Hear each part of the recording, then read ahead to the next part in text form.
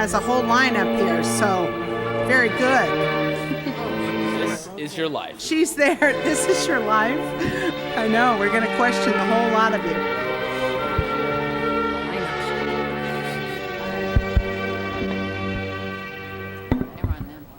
Okay, I don't have a clue what Councilmember O'Neill is doing. We're having a microphone issue. Okay. All right.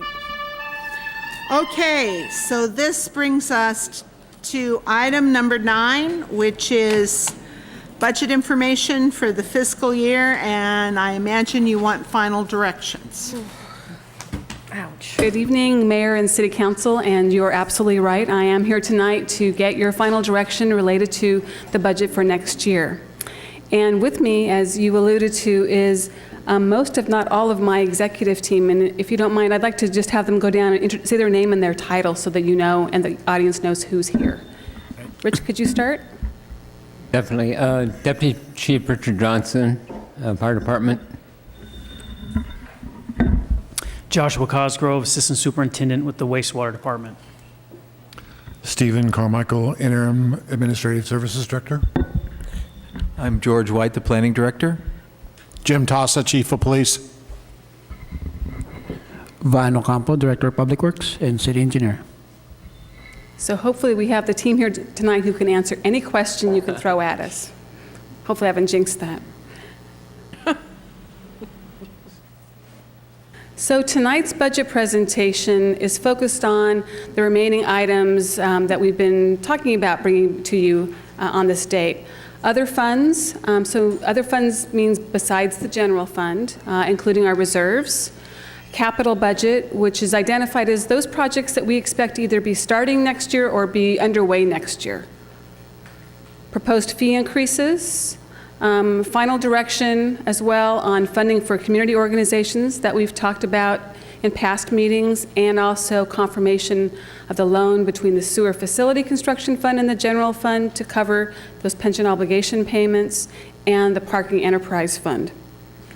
To help council with navigating the decisions before them tonight, at the end of the report there were 5 questions that I teed up, and those are also at the end of the presentation to help us get through this as easy and as best as we can. And then if there's anything else that you would like to tell us about the budget, tonight is the night to do that as well. So I'm going to start by just talking a bit about what I consider my mandate from the council as far as it applies to the city's finances. I arrived in October as your new city manager, and I understood that you all wanted me to develop a strong understanding of the city's fiscal circumstances, including identifying the challenges and the opportunities that we might have, and then to communicate those findings about the fiscal status to you and to the community in understandable terms, and in ways that I'm going to say that the city's not done as well as we could have in the past. And then to develop a plan for long-term fiscal sustainability, and I am definitely working on that, as you know. To meet that mandate, I've done a number of things, including reviewing the previous 5-year financial plan. I've looked at the materials from the Financing City Services Task Force, and I've had plenty of discussions with you and with staff, both past and present. In response, I brought some new tools to you. One of those was the long-term financial plan that I presented in March, focused on the next 5 years. One of the differences, though, is that I articulated both the revenue and the expense assumptions clearly so that everybody understood what those were. And I think that was different than what we've seen here before. I also brought forward the 2014-15 general fund budget in May, and you've had plenty of information about that as part of the last couple of council meetings. One of the new tools also that I brought to you is the all funds budget summary, which is attachment 2 on the staff report. And it really is a new way, again, of showing information about the city's overall financial picture. As you're aware, the funds are segregated, meaning that the revenues can't mix, and that's why we show them in the way that we do. For revenues that can be mixed, those show up in the general fund. One of the takeaways or the findings that I've made in looking at all of the numbers in those funds is that there are several that show deficits, and that total approximately $4 million. The good news is, well, the not so good news is we must fix this, and the good news is that not immediately. And in fact, I'll be back before you the first quarter of next fiscal year with some kind of a payment plan after I've had a chance to work with staff in terms of what we can propose. Now, even though I don't have a plan here for you tonight on how to solve the $4 million deficit, I have alluded in the staff report some of the sources of funding that we can draw on. We can allocate some of the surplus from the general fund. As you can see in some of the materials that are included, we're projecting to have a surplus for this fiscal year. We won't know that for sure until the audit's complete, but we expect to have some surplus. So you all could allocate part of that. We could allocate some one-time monies that we expect to get. Hopefully the Beach Boulevard project will move forward next year, perhaps with a property sale, and those funds could be applied to address the shortfalls that we're looking at.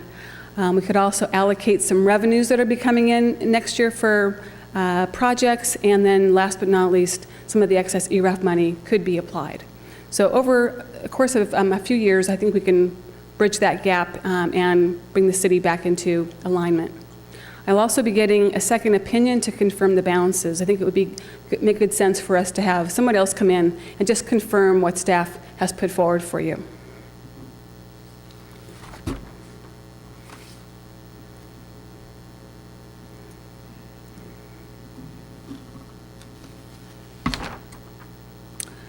So the way we've structured tonight is we're going to go through each of the funds for you, and different staff will be presenting the different funds. We're going to present them in the order that they're shown on attachment 2, so you can follow along. Hopefully, if you've made notes, it'll match. And we will work our way down through all of them. So they include the general fund, and mostly I'm including that here because that's where our reserves sit, the reserve classifications. Then you'll hear about the disaster accounting fund, and then there are several categories that we've clustered things into under special revenue funds, capital project funds, debt service funds, a trust fund, enterprise funds, and then internal service funds. The way that I've also structured the presentation is at the end of this portion, I'm going to stop and then ask if you have any questions about these other funds before we go on to the capital budget and to the fee increases. So I think that given where we are with timing, I'll just do a check-in with the mayor to make sure that that sounds like a good approach to you. And if you want to skip over some of the funds because you don't have a lot of questions, you can give us that direction as we go along. But I've actually prepared the staff to touch on each of them for you. I think the highlights are good. Yeah. So for the general fund, this is the operating fund for the city, and as I mentioned, I'm including it because we have reserve designations called out here on attachment 2. And as I did in the staff report, I'm just going to highlight a few of these for you. The general fund reserve was a policy that the council established a year ago, and I included a copy of the policy with your staff report. And it calls for setting aside 10% of general fund expenses. Now, the policy's not been funded. However, starting with a policy is what a lot of cities do, and it sort of sets up the vision for where the city wants to go, and so that's a really good thing. I also wanted to highlight the legal reserve, and this is something new that we're putting forward for the next fiscal year. It's $100,000 that we've basically separated from the city attorney's regular budget. Because typically you set aside some monies for things that you don't anticipate they'll be out of the ordinary. So we're starting that process here. If we do need to tap into that money, we will come to the council and ask you to allocate it based on whatever new circumstance presents itself.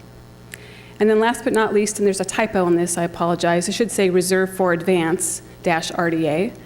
And this is the remaining amount of funds. I'll go back for a minute. Years ago, the city advanced certain monies to the redevelopment agency.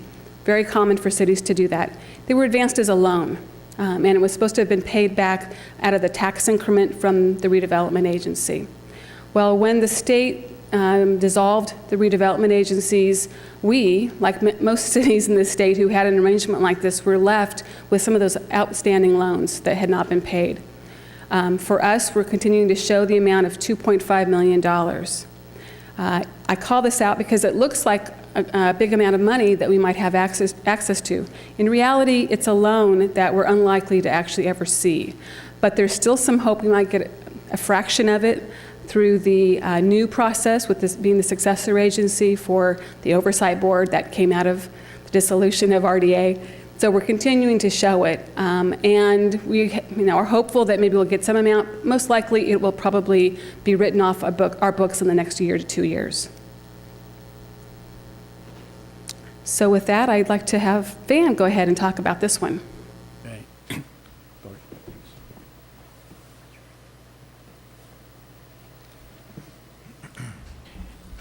Good evening, Honorable Mayor, members of the council. As the city manager had pointed out, the way we have structured is that the funds are not in numerical order, but basically follow the spreadsheet that she has in front of you. So for the first one is the disaster accounting fund, or actually it is the fund that accounts for all expenditures that the city incur in order to fix any infrastructure that got damaged due to a declared emergency, whether that's a local, federal, or state emergency. This also accounts for expenditures that the city incurred when the city successfully fought the audit. There was an audit that was done by the Office of Inspector General a couple of years ago, if you recall that one. And out of that finding, initially it was $140,000 that they want us to pay back, but it got dwindled down to about $6,000 only because of that.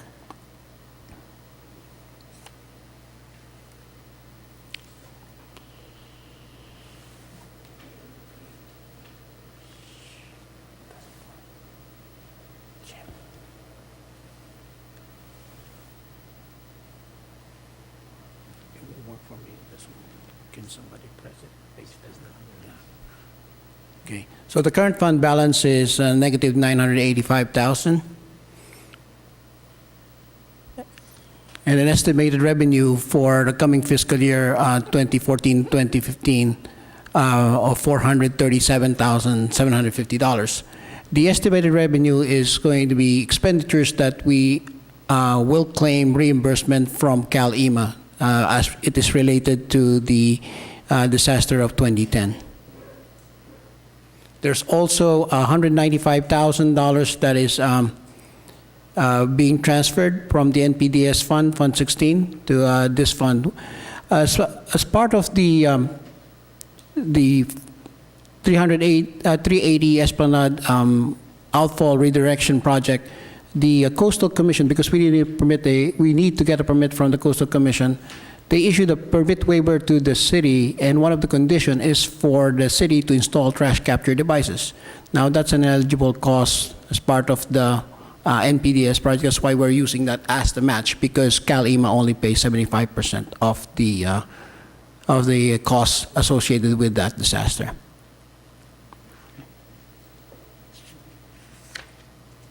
With that, I'd like to turn over to Jim for Fund 7.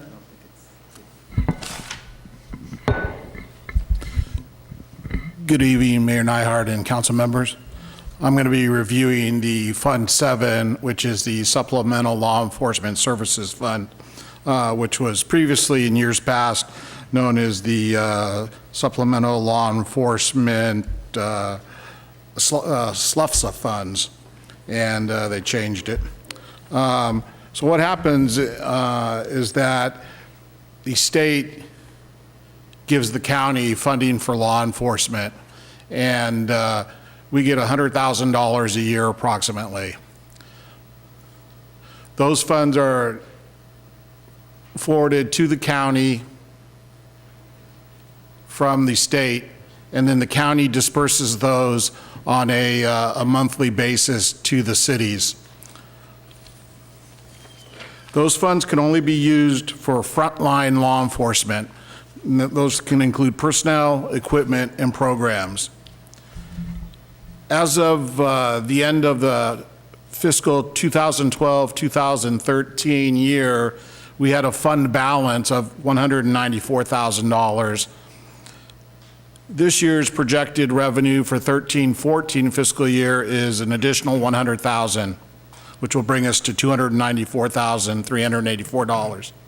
We anticipate funding as we go into fiscal year 14-15 as an additional approximately $100,000. There has been no conversation at the state level that I'm aware of that shows that that funding is in jeopardy. So that would bring us to approximately a fund balance of $394,000, 384. So then we're looking at our expenditures for these funds. As we enter into fiscal year 14-15, we're looking at bringing on 2 part-time community service officers. They're part-time positions, and they totaled $61,000. We're also going to use that funding to carry those 2 part-time community service officers for the an additional year in 15-16, which would be another $64,000.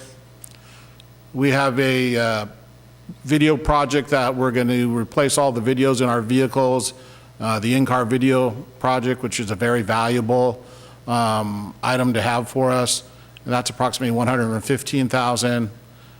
And then we have miscellaneous equipment that's about $91,000, which includes computers, weapons replacement, ballistic vests, just a myriad of equipment that we can use within the department.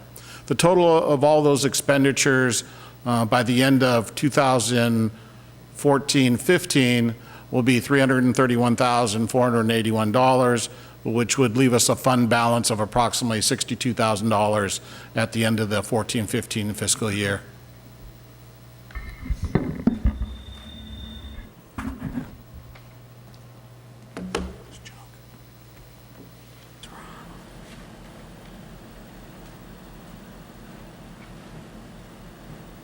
Keep One going. way. Good evening, Council. Fund 8 is a fire assessment fund. It is what is left out of the original fund that was created when, in 2004, the property owners voted for a fire assessment. That fund had that assessment had a sunset of 5 years, which then expired in 2009.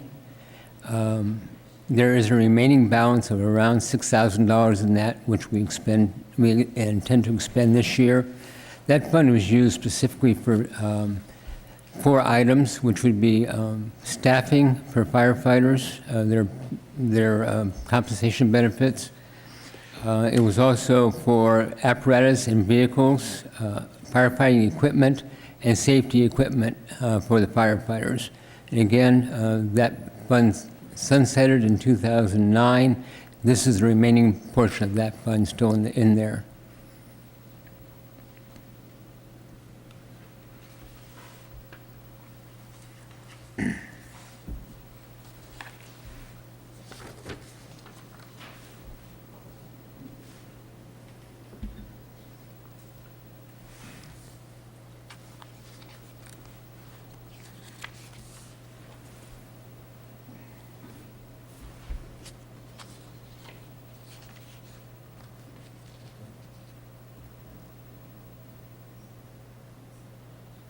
That's the one, should be Fund 10. There's no slide for Fund 10. Fund 10. No, should be Fund 10. It's not showing.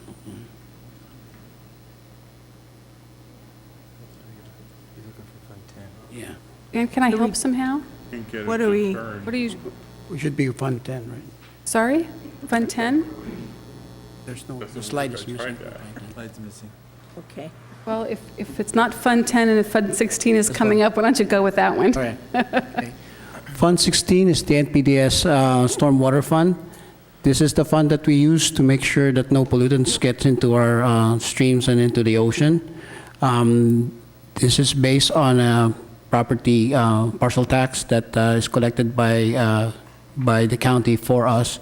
And like what I said, it funds most of the, all of the street sweeping, trash capture device installation, and anything that would prevent pollutants from getting into our streams. It also includes projects related to monitoring of bacteria within San Pedro Creek.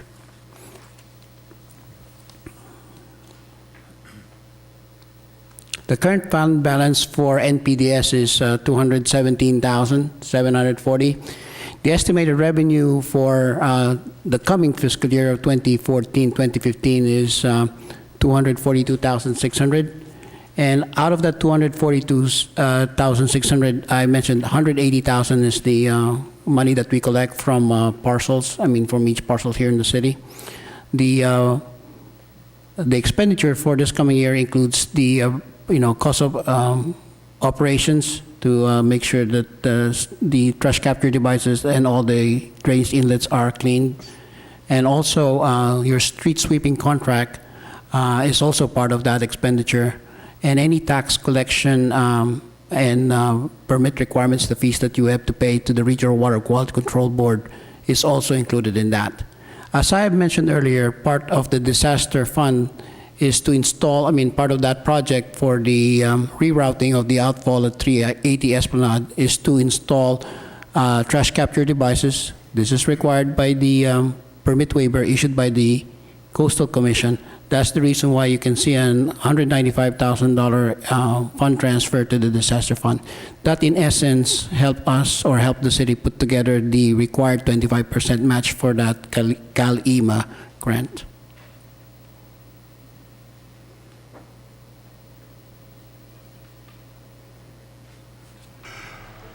And before we go into Fund 24, Van is absolutely correct. Fund 10 is missing. This is another one of the new communication tools that I've brought to the city, and that is using more PowerPoint. And we put these together by collecting slides from every department. So it appears that we've left that one out. But so Van, if you wouldn't mind just touching on it, it's the gas tax fund, and we can just keep going after you. Okay. Introduce that. I apologize. Fund 10. Fund 10 is the more popularly called gas tax fund. That's actually our street maintenance fund. That's the money that we use for fixing potholes, and also for doing some storm drain repairs. Anything that's related to the street maintenance is funded by that particular fund. It also includes any mitigation for environmental effects and compliance with ADA. This is compliance with ADA on or within the right-of-way or within the street. The current balance for that particular fund is $284,925, and the estimated revenue from gas tax for this coming fiscal year of 2014-2015 is $984,390. For next year, our proposed expenditure is $1,068,817, and that is the cost of maintenance personnel and operations. And plus, if you would recall, one of the projects that we had previously was the conversion of the street light from the existing, from the old incandescent to the LED. Now, the expense associated with that, we had to pay, that's why you have the debt servicing cost of $102,000.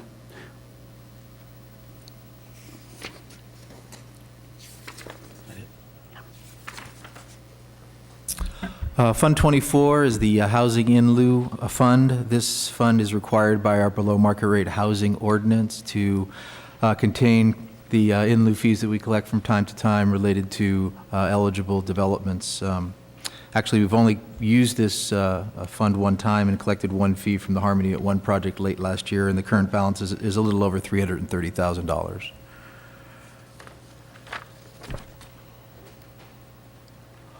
Fund 25 is the Parking In Lieu Fund. This fund is also a developer fee. When a developer in the Rockaway Beach Pacific Plan area obtains approval for a parking exception. The mitigation is to essentially pay a per space fee, which is currently $3,000, roughly $3,000 per space. And the funds collected from that are contained in this particular fund. And currently, as of now, we have about $22,000 in this fund, not counting the $308,000 that was inadvertently remitted to the state.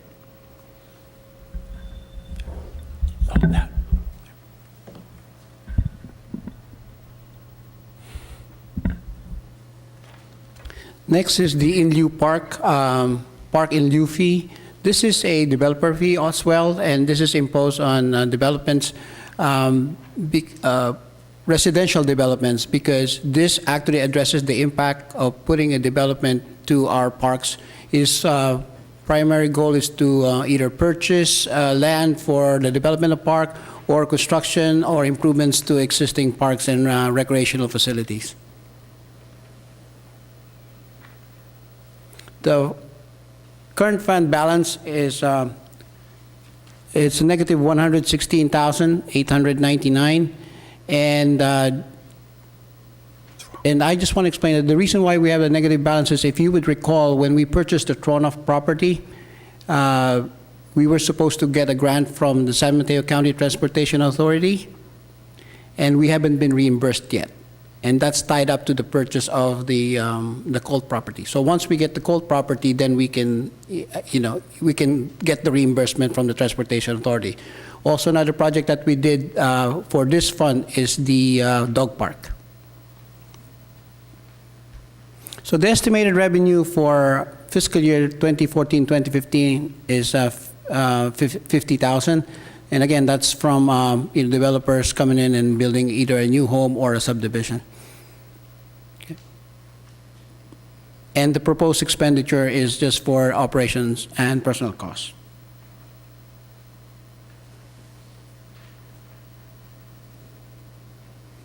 Okay. Moving to Fund 9. This is part of the capital project funds. Fund 9 is your street construction fund. This is money that's coming from Measure A. If you would recall, in 1988, the voters of San Mateo County approved Measure A. That's the half-cent sales tax. And then in 2004, it got renewed for another period of 25 years. It became effective in January 1, 2009. Part of that is the city receives 22.5% of the revenue allocated to the city for the maintenance of, for street construction. This is considered local money, and we use this often for acquiring grants as like a leverage money. Like if there's let's say there's a federal grant that's out there for street resurfacing, this is what we can use as a local match.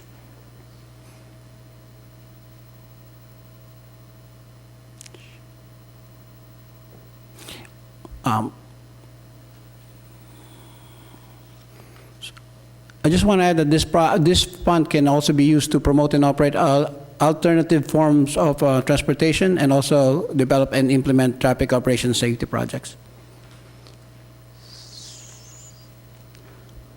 The current fund balance is $244,391, and that's the cash balance. However, there is $2.2 million of outstanding receivable that was loaned by this fund to Fund 22, which is the Capital Improvement Fund, in 2003. The estimated revenue for 2014-2015 is 1.4 million. I just want to point out that in previous years, the revenue from Measure A is just 750,000, but for this particular year, it actually went up to about 800-something thousand. And the reason for that is the sign of the economy, that the economy is improving. That's the reason why the revenue has gone up.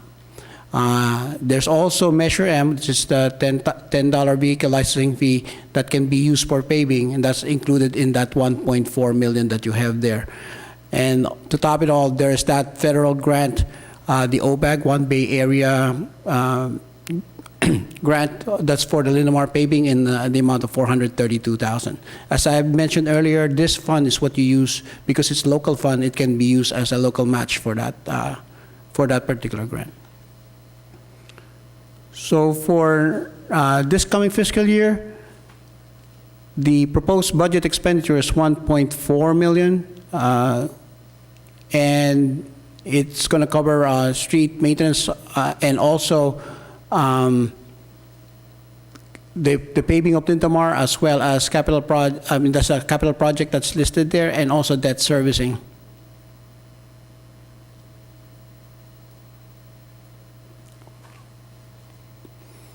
Next, you have Fund 12. Fund 12 is the Highway 1 Improvement Fund. Highway 1 improvement fee is imposed on developers to defray the cost of constructing improvements within Highway 1. This is to mitigate the impact of a development within the city. It's mostly for the development of the section of the highway from Westport Drive to the southern city limits.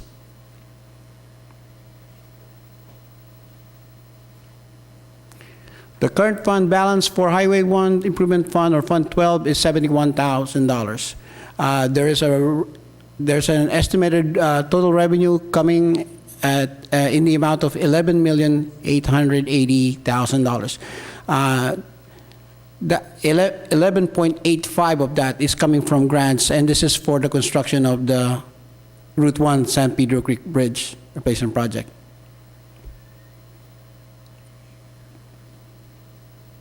Okay. So for, as I mentioned, the proposed budget expenditure for fiscal year 2014-2015 is 11.868, and that's just to cover the personnel cost and the construction of the bridge, as I mentioned earlier. And just to note that the Calera Parkway project are no expenditure because on hold.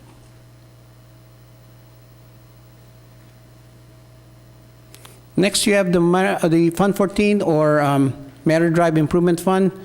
The Manor Drive, actually, the more formal name is the Manor Drive, Palmetto Avenue, Oceana Boulevard Intersection Improvement Fund. It's a fee imposed on private developments that construct either a new single-family residence or a business or a commercial north of Paloma Avenue. This is for any improvements that would be constructed within the overcrossing, including the Milagro on-ramp, and this is to handle the traffic because there's congestion there during the morning and afternoon peak hours.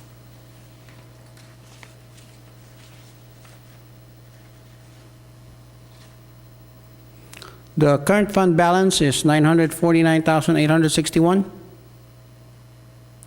The estimated revenue is just $1,000, and that's because there's no project in the horizon that would contribute to this fund. But if there's any that were to come in within the year, then obviously that will be that will increase. And then the proposed expenditure, we always put this in the budget. We one of the projects that we have in line is the Milagro on-ramp, and the reason why the Milagro on-ramp kept pushed back. The reason for that is because Caltrans requires the city to pay for their review of any submittals. And so what we're doing is we're actually working with staff at Caltrans to find ways for them to review the plans free of charge to us. Otherwise, a big chunk of the money, instead of going to construction, will just go towards their review. And in addition to that, this project is the Manor Drive Overcrossing project is one of the projects that's listed in the expenditure plan of the San Mateo County Transportation Authority. And what we'd like to do is for them to establish their list so that any expenditures that the city does is used as a match. Because if you spend before the plan is adopted, then it's not considered a match. That's the reason why it's being delayed. But more importantly, as I mentioned earlier, it's trying to get Caltrans to review whatever we're going to submit for free rather than them using up whatever funds that we have. We barely have enough to construct the improvement, and instead of just going to Caltrans towards review, we don't want to do that.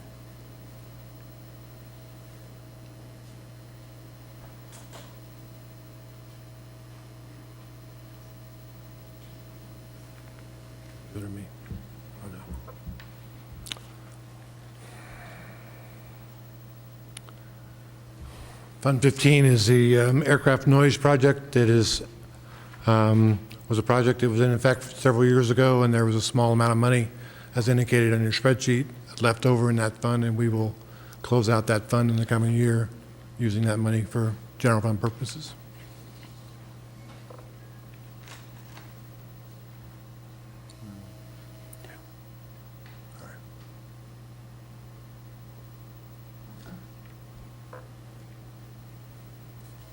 Next, you have Fund 19, or the Planned Local Drainage Fund. This is another developer fee that's imposed on private development projects. As lots are developed, and like let's say houses are built, there's like roof area, so the impermeability of the surface gets, it's more of like you develop more roofs, so you need to handle the flow generated by these developments and its impact to your existing storm drain facility. So this fund actually pays for any upgrades to the existing stormwater drainage facilities that we have in order to handle the additional flow brought about by the additional impermeable surface due to the construction of either home or commercial establishment.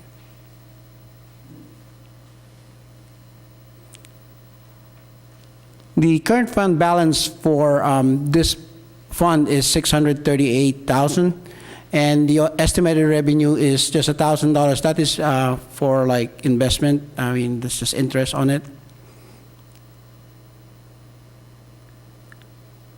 The proposed expenditures that you see before you, it's all just on operation costs. If there's any possible grant out there, this will cover whatever preliminary expenditure that staff would have to do in order to secure that grant. So in essence, there's not much no project currently for this fiscal year for this particular fund. That's why capital projects is none. Okay. Fund 22, or Capital Improvement Fund. This is a developer fee that's imposed to defray the cost of construction capital improvements required to accommodate the increased need for community service resulting from future building activity in the city. The current fund balance is a negative $1,083,000, and the estimated total revenue for this coming fiscal year is $377,500, plus an additional, there's money currently in the reserves from the Frontierland Park Remediation Fund,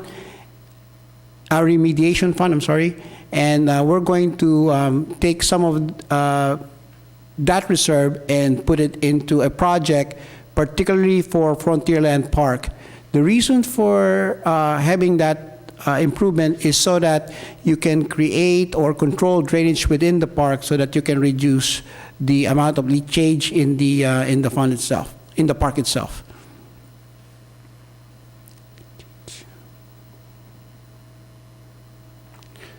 The proposed budget expenditure for 2014-2015 is $461,000, and that's primarily on personnel and operations costs, as well as the project that I had mentioned. The other projects that we have is the completion of the Pacifica Municipal Pier Rehabilitation Project, the Devil Slide Ride, which is good for another couple of years, as I reported previously to the council. We got approved for the next for the next cycle. And then also the Frontierland Park Remediation Project that I described earlier.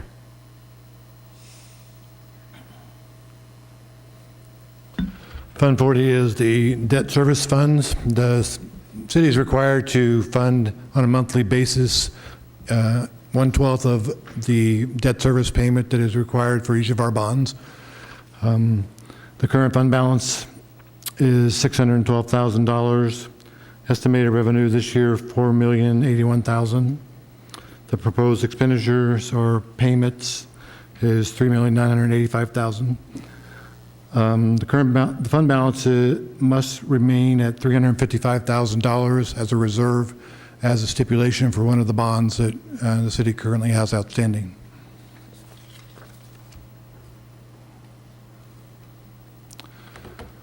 For Davies Trust Fund, Roy Davies. They didn't have enough seats for me. So in 2006, when Mr. Davies passed away, the city received $3.9 million. $450,000 of that was used to go towards the community center and Fairmont recreation site improvements. The funds are designated for parks and recreation facilities and programs. We are looking at a fund balance currently at $3,455,536. The reserve required is $3.45 million. And if we were to do anything with that principal, it would take 4 out of 5 council votes. The estimated revenue is only about $1,800 this year, and our proposed budget is $3,500. And that's really just a placeholder. We don't have, if something comes up very, very small, that we'd be able to use. The interest is very low. When we first received this money, it was quite a bit higher. So.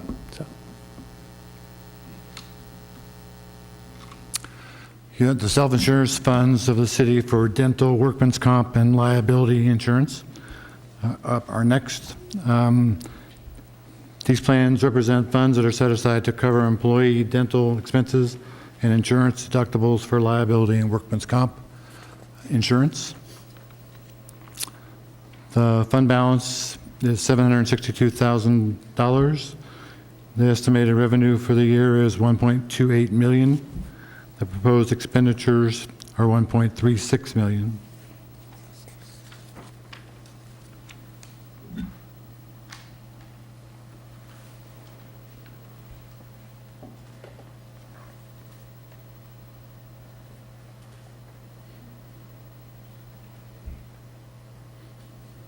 Next, we have the Motor Pool Operations Fund, or Fund 71.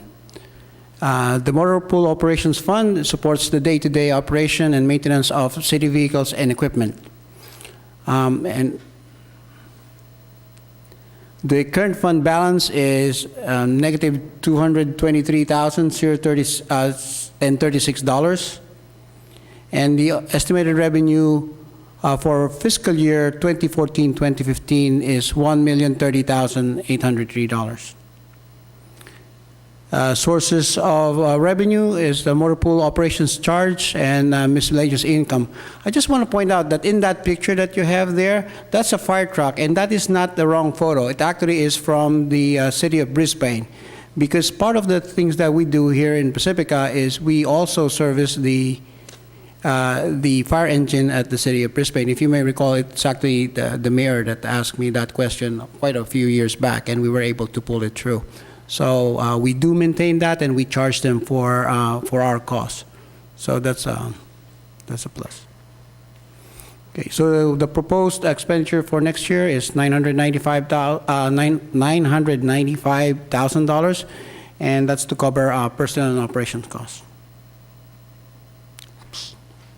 And here we're going to switch gears, and you're going to see information, in a moment, about wastewater. You skipped a slide, I'm sorry. Okay, so, sorry, go on. And then next we have Fund 72, or the Motor Pool Replacement Fund. The current fund balance for this one, this fund is from the depreciation of vehicles, and as we replace vehicles upon the completion of their useful life. And so the current fund balance for this particular fund is $2.9 million. The estimated revenue for fiscal year 2014-2015 is only $144,000. That's one of the funds that we are not going to, the general fund is not going to contribute to this coming fiscal year. The reason why you have $144,000 before you as a revenue is because the wastewater department, Calera Creek Water Recycling Plant folks, is not part of the general fund. That's why they're still contributing to it. Okay. The proposed budget for next year is $640,000, and that's to replace 6 patrol vehicles in the amount of total amount of $240,000, and that's using the reserves and the annual depreciation of $400,000. I do want to point out that the patrol vehicles that we have, I mean, years back, we used to replace them within a couple of years. And with more durable vehicles, and not only that, because of proper maintenance, we're able to stretch that. This is on its third year, going fourth year already, by the time we get these vehicles.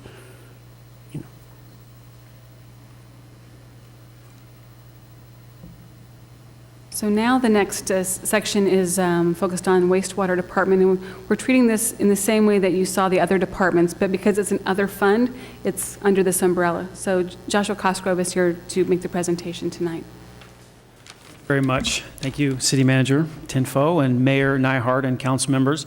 My name is Joshua Cosgrove. I am an Assistant Superintendent with the Wastewater Department. And so first we have the wastewater plant and operation mission statement.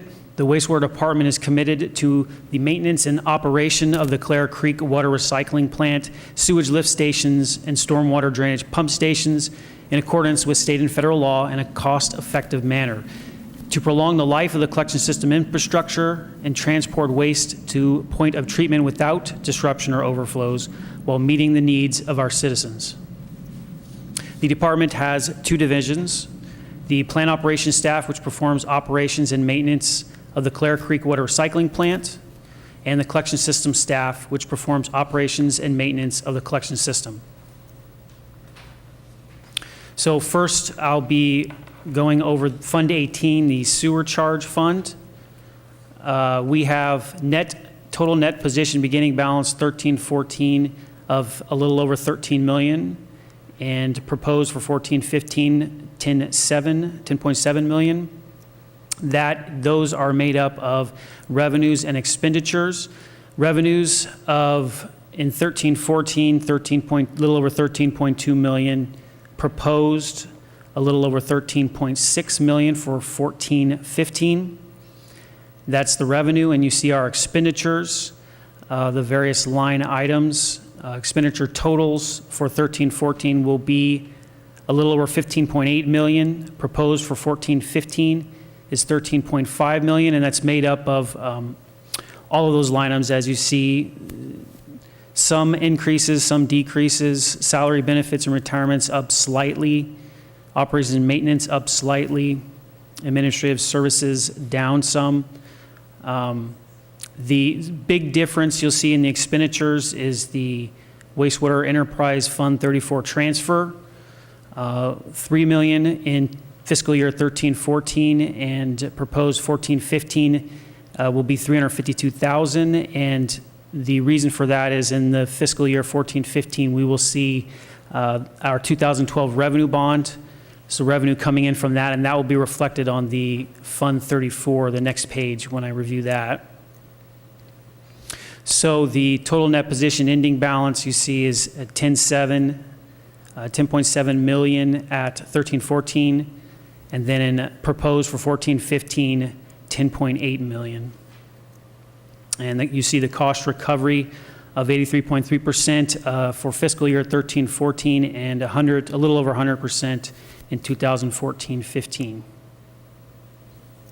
Total staffing, 25 full-time employees for 13-14, and that will stay the same in the proposed 14-15, 25 full-time employees. The Fund 34 Sewer Facility Construction Fund, so this is our capital this is how we fund our capital projects. The total net position beginning balance for 13-14 was a little over 7.8 million. Proposed for 14-15 is a little over 7.4 million. Again, that's made up of revenue and expenditures. The revenues for 13-14 was a little over 3.1 million, and again, that's the operating transfer in from Fund 18, which you see the difference in fiscal year 14-15, roughly the same revenues, 2.9 million, and the revenue bond is the main source of revenue at 2.5 million. The expenditures, so these are our projects. 13-14 are projects. You see some of the main ones there. Repair, rehab, and replacement projects in the collection system at 1.6. SCP lateral program that was per our cease and desist order, $570,000. Other collection system projects, $829,000. All totaled expenditures for 13-14, a little over $3.5 million. Proposed for 14-15, you see the numbers there. We have a digester project, some improvements to our autothermal thermophilic aerobic digesters, a little over $400,000. Purchasing a centrifuge, that's the Clare Creek Water Recycling Plant centrifuge project, $300,000. Other wastewater capital projects, $776,000. We have our generator project at the Linamar Pump Station, $600,000. Other capacity improvement projects, $300,000. The rehab repair and replacement projects, $2 million. Equalization project begins ramping up at $500,000 expenditure. Then the cease and desist order sort of starts to, the SCP lateral program of the cease and desist order sort of ramps down at $151,000. Other collection system capital projects of a little over $700,000. And then you see the loan to general fund for the pension obligation bond reflected at $641. Altogether, a little over $6.4 million in fiscal year 14-15 expenditures. Fund 34 total net position ending balance for fiscal year 13-14, 7.4, and then proposed for 14-15 of 3.9, a little over $3.9 million. So some of the highlights for fiscal year 14-15, a little bit more detail on some of those projects I mentioned in the expenditures of the 34 account. Replaced 12,000 linear feet of sewer mains at the south side of Lower Lindemar. So if you remember, in this fiscal year, we replaced a number of mains in the Lower Lindemar area, north side of Lindemar Boulevard. Now we're moving to the other side and doing replacing 12,000 linear feet of sewer mains. Replace and upgrade approximately 10,000 linear feet of sewer mains at the Pedro Point neighborhood. This is pretty much the entire sanitary sewer system in the Pedro Point neighborhood, which has a lot of maintenance problems. Complete the Lindemar Pump Station Generator Improvement Project. Complete the SCP Supplemental Environmental Project Lateral Program as ordered by the cease and desist order. Continue to perform spot repairs, CCTV, and clean sewer mains, which that's all in-house. That's what we do in-house. Commence the design and permit process of the Equalization Basin Project. Install a new centrifuge at the plant. Continue to replace old pumps at the plant and pump stations.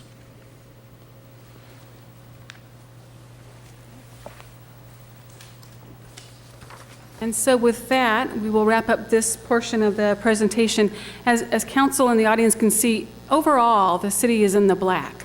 The issue is that for each of those revenue funds we just talked about, there are strings attached to the money, which is why we can't mix it all together.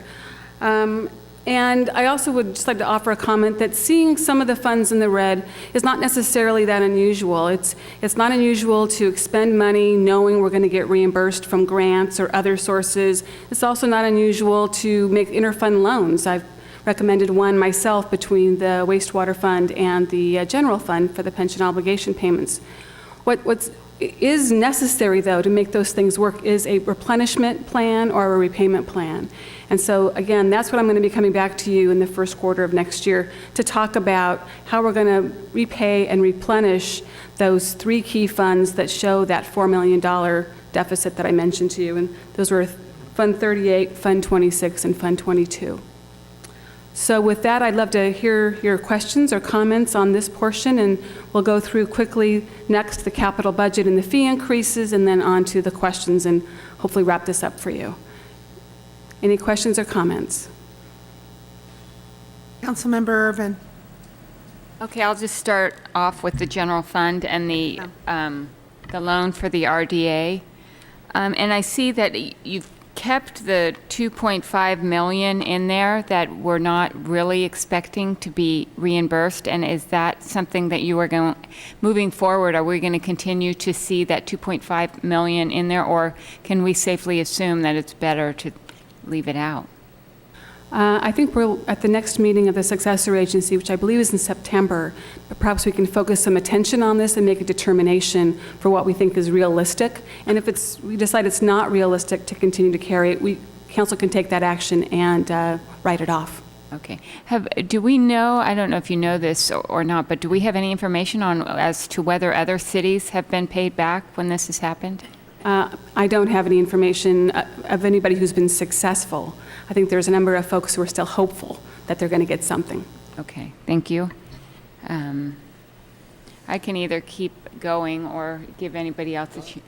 Okay, I would like to ask Van about the disaster accounting fund.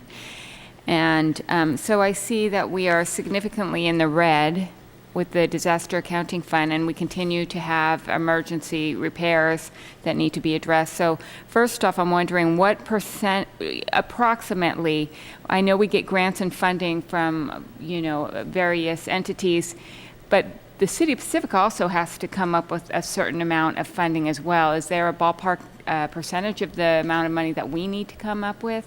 Yes, it depends on the disaster declared. If it's federally declared, then the federal government comes up with 75%. The state or CalEMA covers the 75% of the remaining 25%. Okay. And that's for a federally declared emergency or disaster. If it's a state declared emergency, similar to what had happened at Esplanade, the state only will cover 75%, and the city will have to come up with the remaining 25%. It's safe to say that we should probably have some funds in the disaster accounting fund in order to prepare for any type of emergencies we may have. I would leave that up to council, but that's what I think. Others can consider your reserve as the money that you will set aside, because you don't always want to have disasters coming your way. Okay. Okay, thank you. And then anybody can interrupt and jump in when they want. But for the Supplemental Law Enforcement Services Fund, that was, Chief, do you anticipate the funding to continue, or do you consider these one-time funds? It looks like it's going to be significantly less by the end of 2015. Right. I'm continuing the fund. I'm believing the funds are going to continue. There's nothing in the legislature that I've heard to tell me otherwise. We've been getting these funds for many years. As you may recall, back in the 2009-ish, thereabouts, when we took those funds and we encumbered them for about 3 or 4 years so that we could pay for the records management system. That was about almost a $400,000 project. So now that project is paid for, that's where we ended up with our starting balance of about $194,000 from the 12-13 year. And this year again, 13-14, we're anticipating approximately another 100,000. Okay. We've already received approximately 70,000 of that, so we already have that in the city. So as we close out this fiscal year, I anticipate getting the other $30,000 roughly. And then as we go into 14-15, we haven't heard anything to the contrary. We anticipate getting the other $100,000. Okay. So it's not typical that you would necessarily have a balance in this account, but because some of our projects are larger costing, we'll let those accounts roll over from one year to the next so that we can accumulate that funding so that the grant money, well, it's not a grant money, the state funding pays for the project instead of having to use city funds for it. Okay, great, thank you. So it's sustainable right now? Right, that's my best guess is that it is, yes. Thank you. And then I had a question in regards to Fund 24, Housing In-Lieu Fund. So that's from Harmony One in lieu of doing affordable housing. That's correct. We don't have any idea about how we're going to spend these funds. Would this be an appropriate thing to discuss in terms of what we can spend these funds on and how to go about creating some sort of affordable housing program in Pacifica? It would be, up to this point, we didn't have any funds, so there really wasn't anything to discuss. But typically, cities that I've been associated with in the past have a program that specifies how these funds are going to be used, or maybe a menu of ways that funds can be used, to support nonprofit efforts to acquire land, whatever it might be that would assist in establishing affordable housing. And, this is not something that we've discussed recently, but when we had the interim city manager here, we did discuss the idea of coming back with some sort of housing program that we could discuss, maybe, at a study session or a goal setting session. Again, it's not absolutely clear how that's going to happen, but it is something that we should discuss. Okay, great, thank you. Councilman Irvin, I just wanted to interject one thought that I think is very important for the council to understand. With the SLUSA funding, the expenditures that we have lined up, none of the expenditures will be made until those monies are actually received. Great. So while one of your question was, can we anticipate the funding for 14-15? As I expressed, I believe we are going to get that funding. There's nothing to show otherwise. However, the way we have our expenditures aligned, we will not make those expenditures till we have that money in the city. So that money rolls in monthly again. So once we accumulate enough funding, then we will make the expenditure related to that. So. Great, I appreciate that. I think it's important going forward with what we've seen in the past, so. I have. And then in terms of the street construction fund, I just want to make sure I understand this. So we gave a loan to the General Capital Improvement Fund, and the Capital Improvement Fund needs to pay that loan back, but they don't have. What do we have any idea where that money was spent that we loaned to the Capital Improvement Fund? That was done in 2003, November 10 was the staff report. It was, right, say that again, that was, what year? It was done in 2003. Okay. The date of the meeting is November 10, Okay. 2003. The staff report, when I was reading the staff report, it didn't mention that. It was presented by my predecessor, but there is no listing of projects that are going to be funded by that. Okay. If I might add, it appears that they were showing a deficit number and needed to address it, and so made the loan. There is no explanation for what projects it was designed to cover, but it was clearly for expenses that had accrued prior to 2003. Okay, great. Well, I'm glad that it's been discovered and we're on our way to paying it back. Let's see. Anybody else want to jump in? I think, go ahead. Councilmember O'Neill. I had a question, Chief. You had $114,000 for a video surveillance thing up there. Is that a grant, or is that is it the video that you see on the cop shows where it's a picture of the drunk in front of the? Right, the in-car video program, we have video camera recording in each of the patrol vehicles, which are several years old, and some of them are reaching their life expectancy. And this was a good opportunity with the funding that we have available to replace all those units and update them with current technology. So this is a grant, correct? It's not a grant, it's state funding that the state provides to the cities, that is to be used specifically for frontline law enforcement, for personnel, equipment, and programs. So it's not our money, it's state money? No, that's not a dime of it. That's the genesis of my question. Right.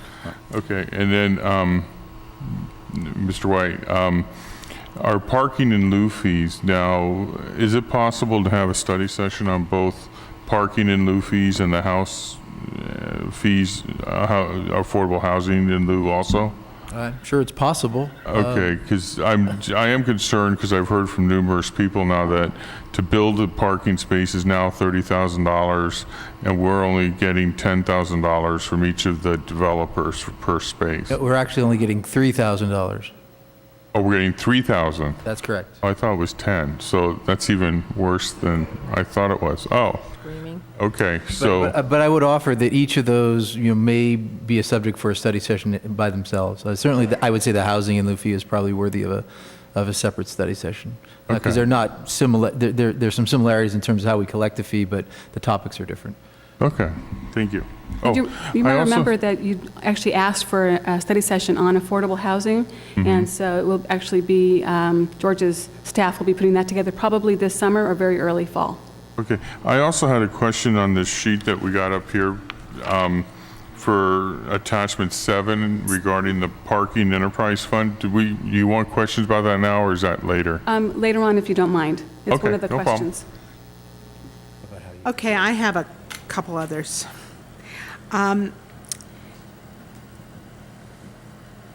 When I'm looking at,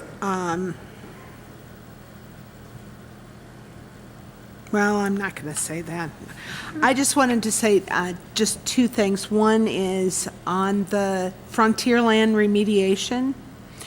Those were funded originally out of what we would charge for ecology, because that was the old dump site. Yes? Yes. And if we're using those funds, because now there's no more source of those funds, what are we going to do if we ever have to do methane gas recapture or anything like that back there? Currently, what we had gone through is the monitoring of that. We do have monitoring wells, and they have been clear. And so what we're doing is actually, part of the project is to pave the parking lot so that the permeable surface where, the ground can get saturated will now be diverted towards the structure once you paved it. So it goes in towards the storm drain system. So you reduce the amount of water that can seep into the ground. Right now, the parking lot that you have there is not paved at all. Got it. So when rain falls, it saturates the ground, it adds water towards the... Got it. I'm following all of that. I'm not sure I trust it, but that's for another time. Okay. So just in terms of, that's always the reason we were told that we were collecting that money was for if we had to do something in the future. Yeah, any improvements in the park that would, help address, Okay. All right. And the other thing I wanted to comment on is just in terms of Pedro Point. You really planning on doing all the mains up there? I'm just thinking about the nightmare in terms of the street and coordinating drainage and everything else that doesn't exist on Pedro Point as we cut into those streets. Have we allowed enough for that? That project, that's somewhat of the engineering of that project. As we get closer to when that goes out to bid, we'll look at that a little bit closer. But one thing you got to remember with Pedro Point, the sewer system, a lot of it is actually not under the street. It's actually behind homes. Right. That's a good thing. So, so there will be, it would be less cutting into the street as you would normally have on a regular.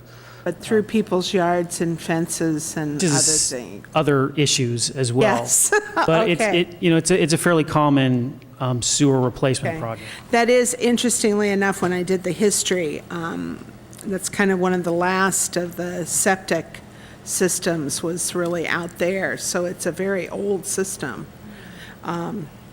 Parts of it are very old. So I'm glad we're doing that.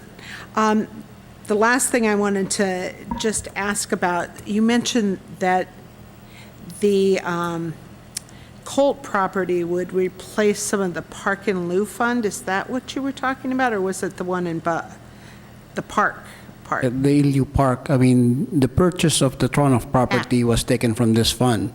It's supposed to be 100% grant funded. We're supposed to collect that. We're unable to get the reimbursement because it's supposed to be... Until we get the other piece of Correct. property. Okay, got it. All right, that's all I really wanted.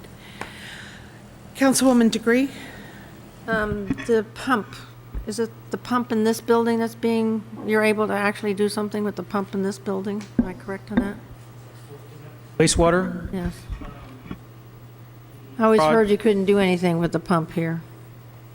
Pump, we replaced a sewage pump here last fiscal year, and we have plans to replace pump and motor at Linamar Pump Station, but not here. Because there's a definite odor, and we're trying to sell this area.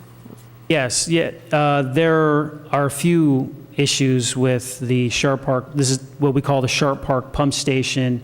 The generator is very old. We're going to need to replace that in a few years. The pumps themselves, we've replaced one. We'll replace another one in a couple of years. So we have a plan to replace the pumps. We have an odor control system at the pump station that we don't operate right now. And I think the idea would be when we do look to sell the property, we're going to do some upgrades to the odor control system. So those are some of the things we have at this station that we're looking at over the next 5-10 years. Okay, thank you. It's pretty bad sometimes. I think it's got to be sooner. Yes, than 5 years. Well, a lot is when you're pushing the sewer from the north end of town down. We get a lot still. Councilmember O'Neill. I don't know, I was just kind of responding to the same thing you are, is why do we have to wait to sell this to get rid of a smell at this end of town? It just seems that the citizens are entitled to, you know, the best they can get, and why are we waiting to turn on the odor control till we sell the place? Well, my best answer to that is we don't get a lot of odor complaints from the residents. I mean, I don't really think we get many at all from this area. Perhaps that's because, I mean, I grew up just a couple blocks from here, perhaps because we get acclimated to the odor. It's an expensive system to get running. You're talking about an increase in chemicals that we would have to start bringing in here and using.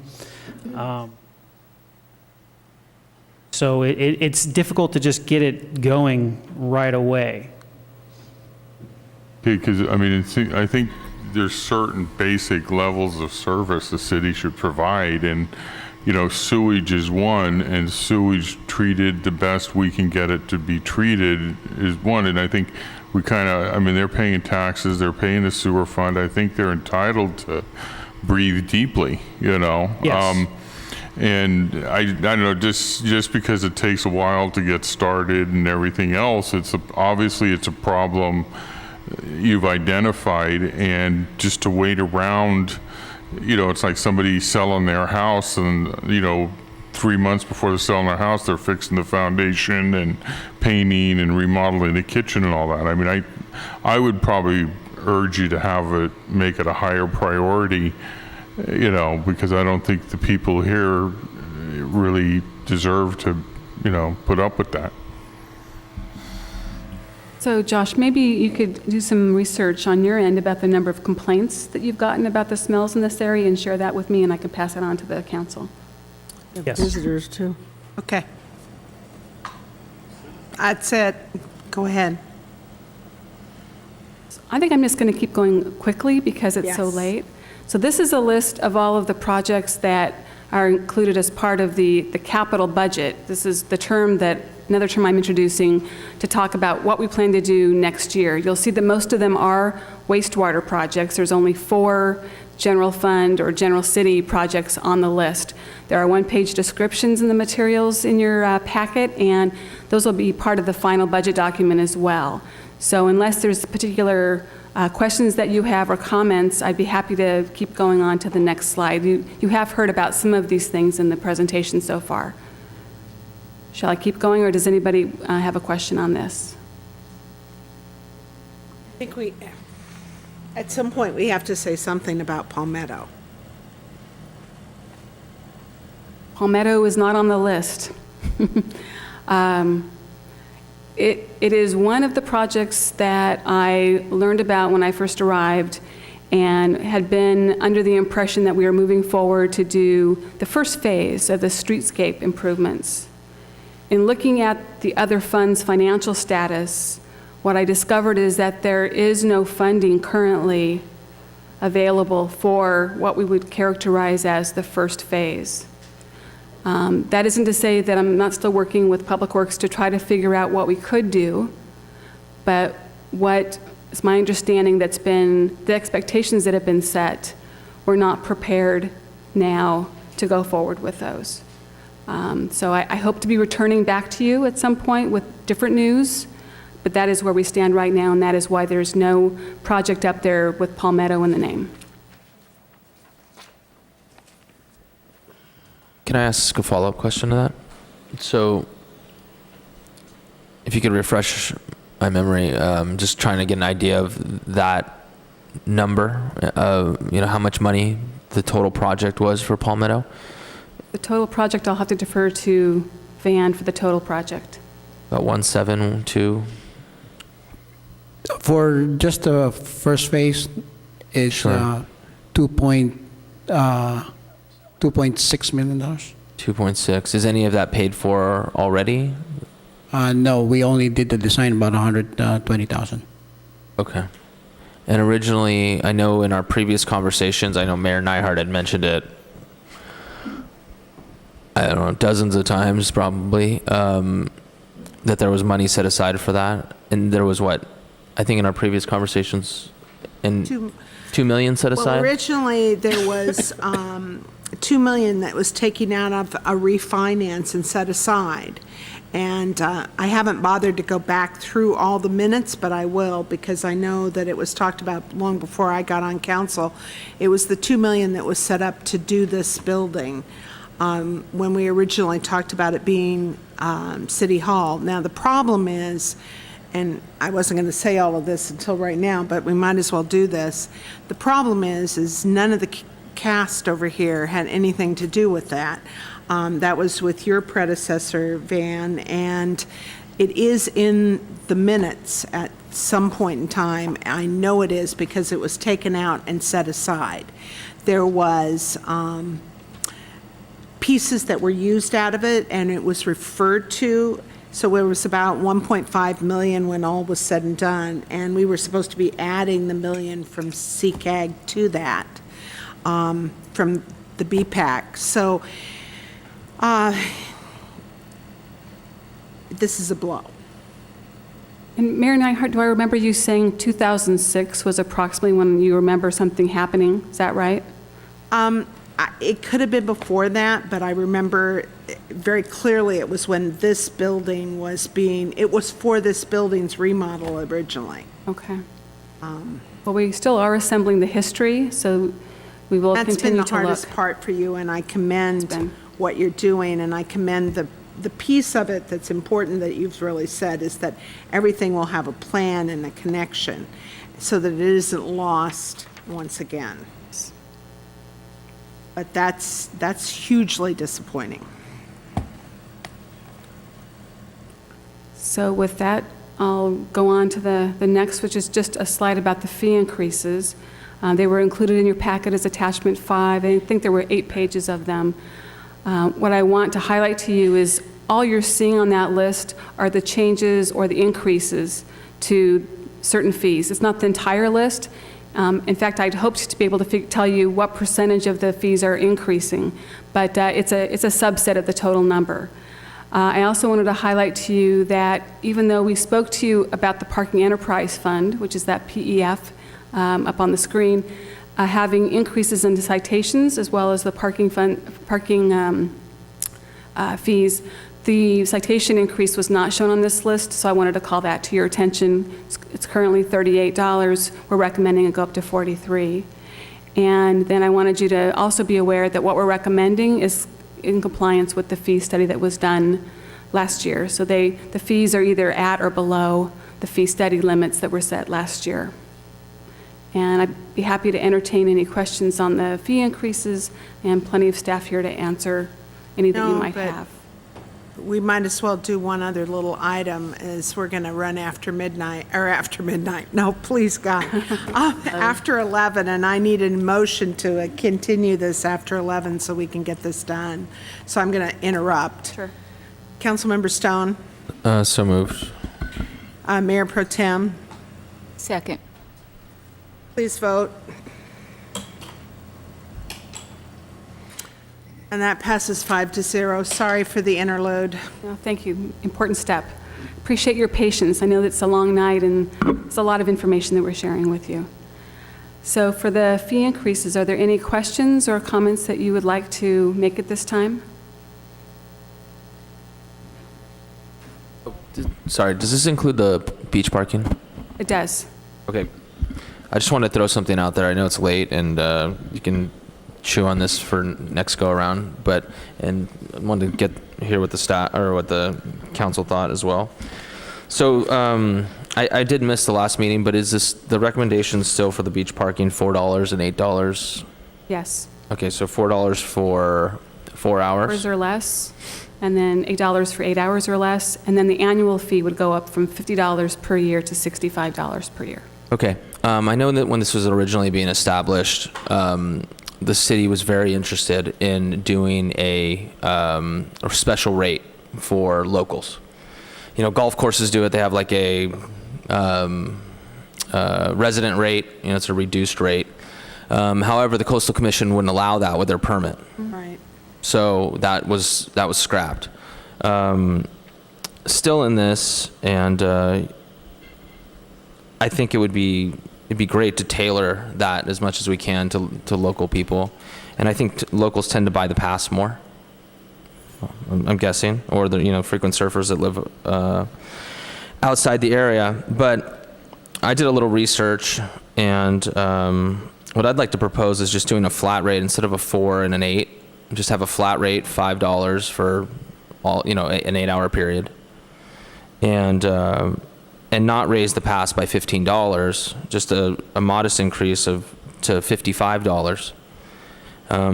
Doing the calculations on that, if these numbers hold with the amount of passes and pay revenue, that would actually raise $47,240 more than, if my numbers are correct. So it might be, if council's interested in it, I think it might be something that would be good. I mean, there's still 30-minute parking spaces there. For people that don't use the beach often, it's a very little impact. It's $1. And for locals, it's probably a better thing than a $15 increase. So if there's any interest in that, if my numbers are right too, I'm kind of doing back of the envelope stuff. I'd love to see that at the next session. Well, at the next session, we're hoping to bring you a complete budget. So if you would like to change direction, I'd love to hear that tonight. What I'm wondering is, I know I'm putting staff on the spot, but could you do some back-of-the-envelope calculations while we're sitting here as we go through the questions? And when we get to, that's one of them. I think Sure. It's question 4 or something. And maybe we can just do some confirmation and see if there's, and even if there's, a net change to the revenue, we could report that and you can make the determination whether you'd like to move forward. Thank you. So can staff do that? Is that possible? Is that possible? Yeah, they have one. Can I ask a clarification? Yeah. Are you saying that there should be just one fee of $5, or is it $5 for the first 4 hours and $10 for? I was just thinking an 8-hour period, $5. Because that's right now, the higher amount, the $8 proposed, is for an 8-hour period. Is that correct? Right now, it's $6. That's what we're collecting, and what's being proposed is $8 for that. And it's an 8-hour period, though, right? Yes, 8-hour full day. Yeah. 8-hour full day. So even if you're there for 12 hours, you're still going to get charged. Oh, okay. Interesting. I didn't know that caveat, but I just, yeah. I was operating under a $5 for an 8-hour period, but that does complicate my math a little bit. But I'm guessing there's not many people that stay there past even 3 hours. So I would just propose all day then, and if you could do the math based on that and see what it looks like, that'd be great. If my math holds up. So Mike's done some quick calculations. Okay. Yeah. Council. If we don't increase it by $15, we're probably going to lose about $1,300 on the annual passes. Right. So 13,000, sorry. So instead of increasing by 5, we get about $6,500 more than we would this year. And if we increase it by 15, it's about 19,500, which was in our proposal. Can you say that one more time, Micah? So if the pass is $50 right now, and if you increase it by $5 and we sell about the same amount, we're going to make $6,500 more this year. Right. If we increase it by 15, it'll be 1,900 or 19,500. Sorry. Okay. And then was did you calculate the math on the raising it to $5? Because I think the numbers I got from staff a while back were 65,000. If it changed just to $5 for the day. What we did was, if we were to change it to 5 and 10 instead of 4 and 8, jumping it from $3 for the first 4 hours and moving that to $5, and then for anything over 4 hours you charge $10. That's about $62,500. That's the okay. That's the number that you have. So the numbers I got had the $10 for the 8 hours. Okay. Correct. Let's scrap that idea then. I don't think $10 for 8 hours makes sense, but Thank you, staff. thank you guys. Okay, go ahead. So, we already did that. So here's the first question. What's council's direction related to funding for the Chamber of Commerce, the Pacifica Resource Center, Pacifica Beach Coalition, and the Library JPA for extra hours? And just to refresh your memory, this is how much we've funded them in the past. And I know you're very well familiar with this topic. So I'm hoping to get direction from you about how you'd like to proceed. Well, if you just want to put the 4 questions up there so people know about them, because I have 4 cards, and we need to go to the public, and then I suggest we just talk about each one and give you direction. That'd be fabulous. Okay. Would you like me to show the other ones now, just so the Sure. audience has them? Okay, so the other So one they're refreshed. is basically, should we move forward with the loan between the Sewer Facility Construction Fund and General Fund? And there's an attachment 6 is a recap of what you've already seen. And third question, should we move forward to put together the Parking Enterprise Fund that we've talked to you about now for the past few meetings? And there's also an attachment at your dais. And this is a summary, a recap of what's the detail at your dais. Do you approve all of the fee increases and the changes that will be presented in attachment 5? And then what other direction might you have for us? So in a nutshell, that's it. All right. I had the question. Yes. On 7. In looking at this, unless I'm missing it, I don't see any charge for the rangers. Aren't they being paid for out of the beach parking? They are. They're in this, on the screen under personnel is where you'd find those. They are detailed in that diagram. So I'll let staff comment on that. Van, you probably know where they are in the listing on attachment 7. The rangers are listed under personnel, and it also includes the 1/3 police officer that's charged with that. Right, but on this sheet we got up here, I don't see personnel. I see the 3rd police officer, but I don't see anything about the rangers, and unless I just totally missing it. Oh, they're public works? Oh, Oh, second That's what the line. Rangers Yeah, are. second yeah. line. okay. I thought public works was public It's okay. works, not rangers. Okay. The rangers do belong to the Department of Public Works. Oh, okay, I didn't know that. Thank you. That was my question. Okay, great. So if there's no more questions from council, I have 4 cards from the public. The first of which is Tom Clifford, Jim Fifth.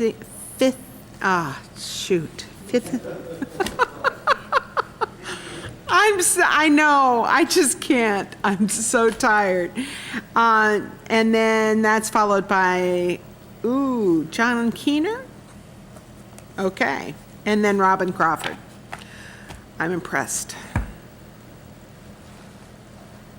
I'm up past my bedtime by about 3 hours. Okay, you know that I'm not happy with the idea of borrowing, the internal borrowing. And I won't beat it all to death, because in all likelihood that's what you're going to do. I am going to strongly suggest that what you do is go to a zero interest on it in terms of paying it back to the enterprise fund, or as close to that as you can get. My reasoning is that in the first year, you're going to have to come up with $6,200 out of your general fund. Now, you're going to be agonizing, and have been agonizing, over whether or not you can fund $3,000 to the Beach Coalition. And the other NGO monies are still an issue for you.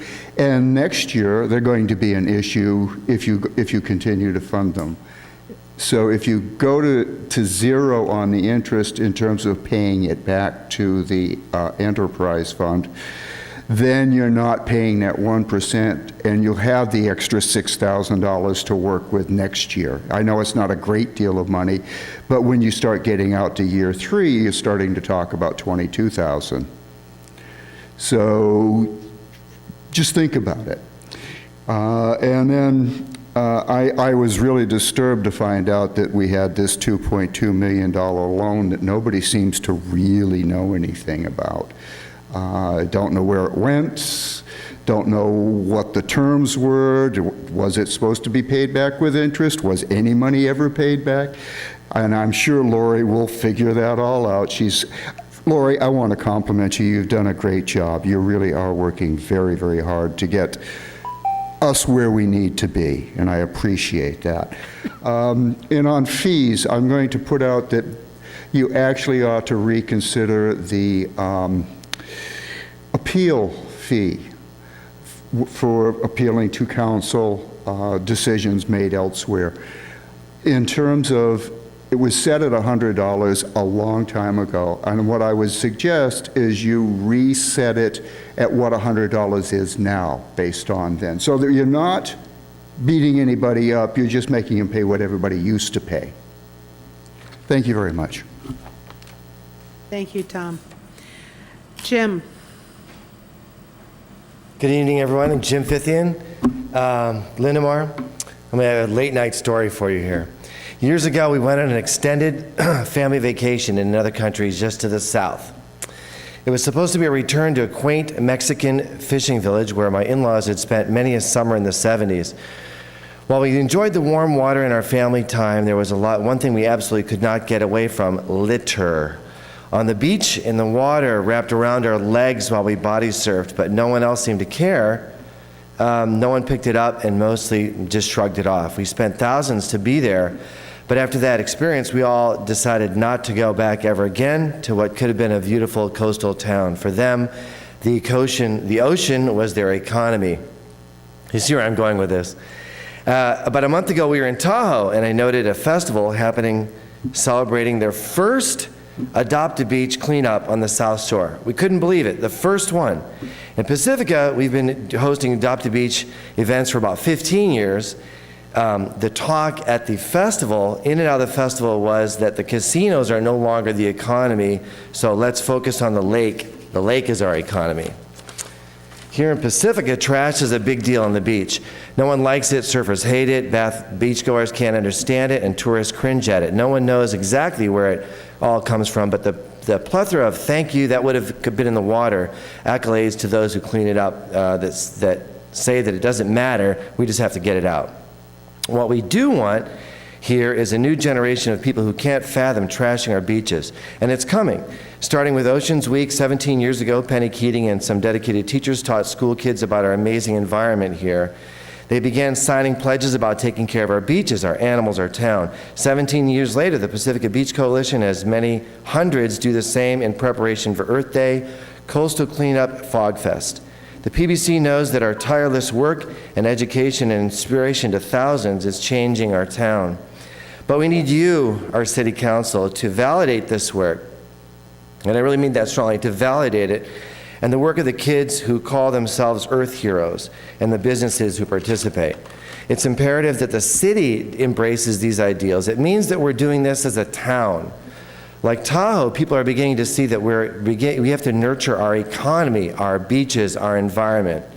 If we truly want to share our resource with others and have them give back to us in so many ways. Hopefully the potentially beautiful fishing town of Mexico is beginning to see the light. I don't know, we haven't gone back. Tahoe sees the light now, away from the casinos and back to the lake, but here in Pacifica we've seen it for many years. This collaborative work cannot end here. We need you, the council, to stay with us as the Beach Coalition. Please find a way that we can do this together. Funding a small portion of this movement is just the beginning. Please find a way. Thank you. Thank you. John Keener and Robin Crawford, and those are the last of my cards. Okay, John Keener from Lindemar. Last year, our sewer tax, which is part of our property tax, was increased by City Council. Actually, the flow was increased, netting about $800,000, and then the tax increase starts this July 1st, 2.8% this year, 5.9% next year, 10.4% the year after that. And now the city proposes to borrow from the sewer fund to pay off pension obligation funds, bonds for policemen and firemen. So was the sewer tax increase really necessary, or was it to serve as a fund to borrow from for other city departments? And how would we ever know? That is, we the citizens. Regarding pension obligation bonds, there's one more, that, and it's a really big one for non-safety personnel. It's about $11 million. And with $12 million in interest over 20 years. So if that was a flat rate loan, the interest rate would be 8.5%. That seems rather high to me, and I'd like to know why. And finally, police pensions. The portion of the police pensions that are paid by the city increased from 27% and change now up to 36% in 5 or 6 years. Again, that seems high, and I'd like to know why. Thank you. Thank you. And last is Robin Crawford. Honorable Mayor, City Council, thank you for this time. I'm Robin Crawford. I'm a member of the advisory board of the Pacifica Resource Center. I want to speak in favor of funding the center as I have in the past. It's clear that a lot of fresh and creative thought is going into this budget, and everyone concerned wants to do everything possible to use the city money wisely. However, cutting the resource center, it's $83,000 would be a largely symbolic gesture in view of the overall needs of the city and the pressure on it. But it would be a very real cut in the budget for the Pacifica Resource Center, a fifth of its annual budget. It would be a very real cut for the 1 in 10 people in Pacifica, 3,600 last year, who received food distributions from the Pacifica Resource Center. It would be a very real cut, not symbolic at all, for the 200 families in this city who were prevented from becoming homeless. The Pacifica Resource Center uses every dime, it seems to me, very well. It has a paid staff of 4.5 people, 200 volunteers mobilized in the city to do this work. It stretches those dollars in incredible ways, and that money represents a leverage that the city has for this social contract work that's especially important in 2 ways. The Pacifica Resource Center depends on grants, and showing that the city supports the center is an important and effective expression of our grant research and proposals. The other thing is that money contributes directly to the payment of staff and staff time. Many of the grants that support the work of the Resource Center require that staff time to fulfill the obligations of the grant. if that time is cut, it has a multiplying effect on the loss of resources and opportunities for the people here in need. So thank you for considering the Resource Center.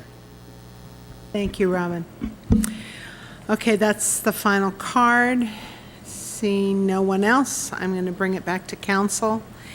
And I would like to suggest that we take the questions in order, and I'm going to just step a little bit away from this and make a suggestion that I've sort of been diligently working on how we can fund these things. And right now, I have commitments from more than the 3,000 to fund the Pacifica Beach Coalition, and we're working on another alternative with the county for the Resource Center. So, but each of those are sort of if the ERAF doesn't come in, and in terms of just my own, I'm kind of thinking about, and given that we need to move ahead, we've torn up Palmetto, we need to move ahead, we need to look at that ERAF money, which is one-time money, and I'm loath to use one-time money because that's been happening all over the place, but look at those things when if, and it seems pretty strongly when we have an ERAF, that one way or another, those items do get funded. Even if we didn't get the ERAF, we would have potentially a backup. And I would just like to suggest that to council as a possibility to consider.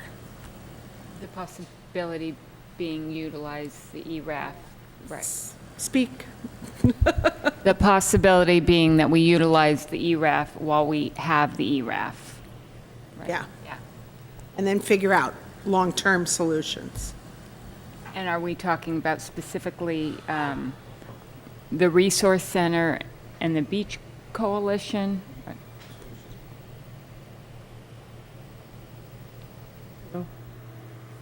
Sounds good. One question. Councilmember Stone. So thank you for the report, and thank you, staff, for getting us through this meeting. I guess the thing, we've been trying to clean up the finances here for, well, a few years here, and half of me is like really relieved that I feel like we have an idea of what's going on here. Maybe not all of the pieces, maybe not exactly everything, but at least the major blocks of where things, or how things look, are shaping up.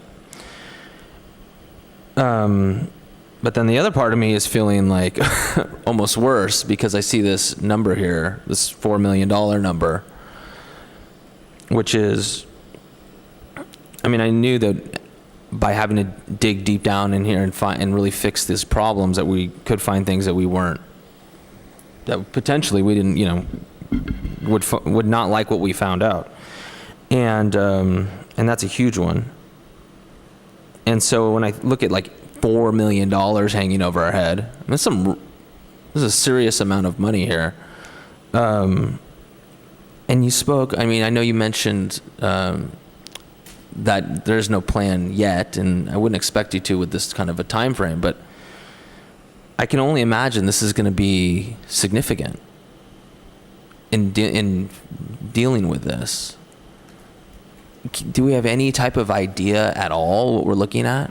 Because, I mean, I know that the council unanimously voted for a fiscal emergency, that we're in a fiscal emergency number of months ago. And now, to me, it looks worse than we were off when we did that. I knew it would be. Yeah. Can you help me try to get an idea of what we have going forward in the future to deal with? Well, the $4 million that we've been talking about tonight that are the deficits in 3 of the funds are significant. And as I mentioned, the good news is we don't have to have a solution today. We have to figure out how we're going to take care of this over the next couple of years at least. It'll take a combination of sources from different different funds from different sources. I listed some of those in the report and highlighted a few of those earlier in the meeting. ERAF is one of those that, luckily, we have built the operating budget without relying on ERAF, and that's the first time. We've done that in probably 5 years. So that's wonderful that we've been able to carve out those dollars because we really shouldn't be depending on them and set those aside. As you all are aware, there's plenty of other needs that we have, even if we didn't have $4 million in deficits that we could use that money for. So that is a source of helping to fill some of the holes, as is looking at our ongoing revenues that come in that perhaps we can rechannel to some of these needs, some of the fund balance from the general fund. If we end up having the surplus that's projected, some of that money could go to fill some of the holes. So those are some of the initial ideas that I put forward in the report, touched on earlier. That's really as prepared as I can be right now to offer a response to your question. And with a number like that, we're looking at a multi-year solution. This is, I mean, I'm sure you can say with certainty it's not going to be fixed next year. We don't have $4 million coming in that I know about, no. See, this is I talk about frustration and wanting to fix this problem, but also too that, I mean, for me over the last couple of years, I've wanted to try to fix this problem so that we can move on, move forward, and be proactive and try to change our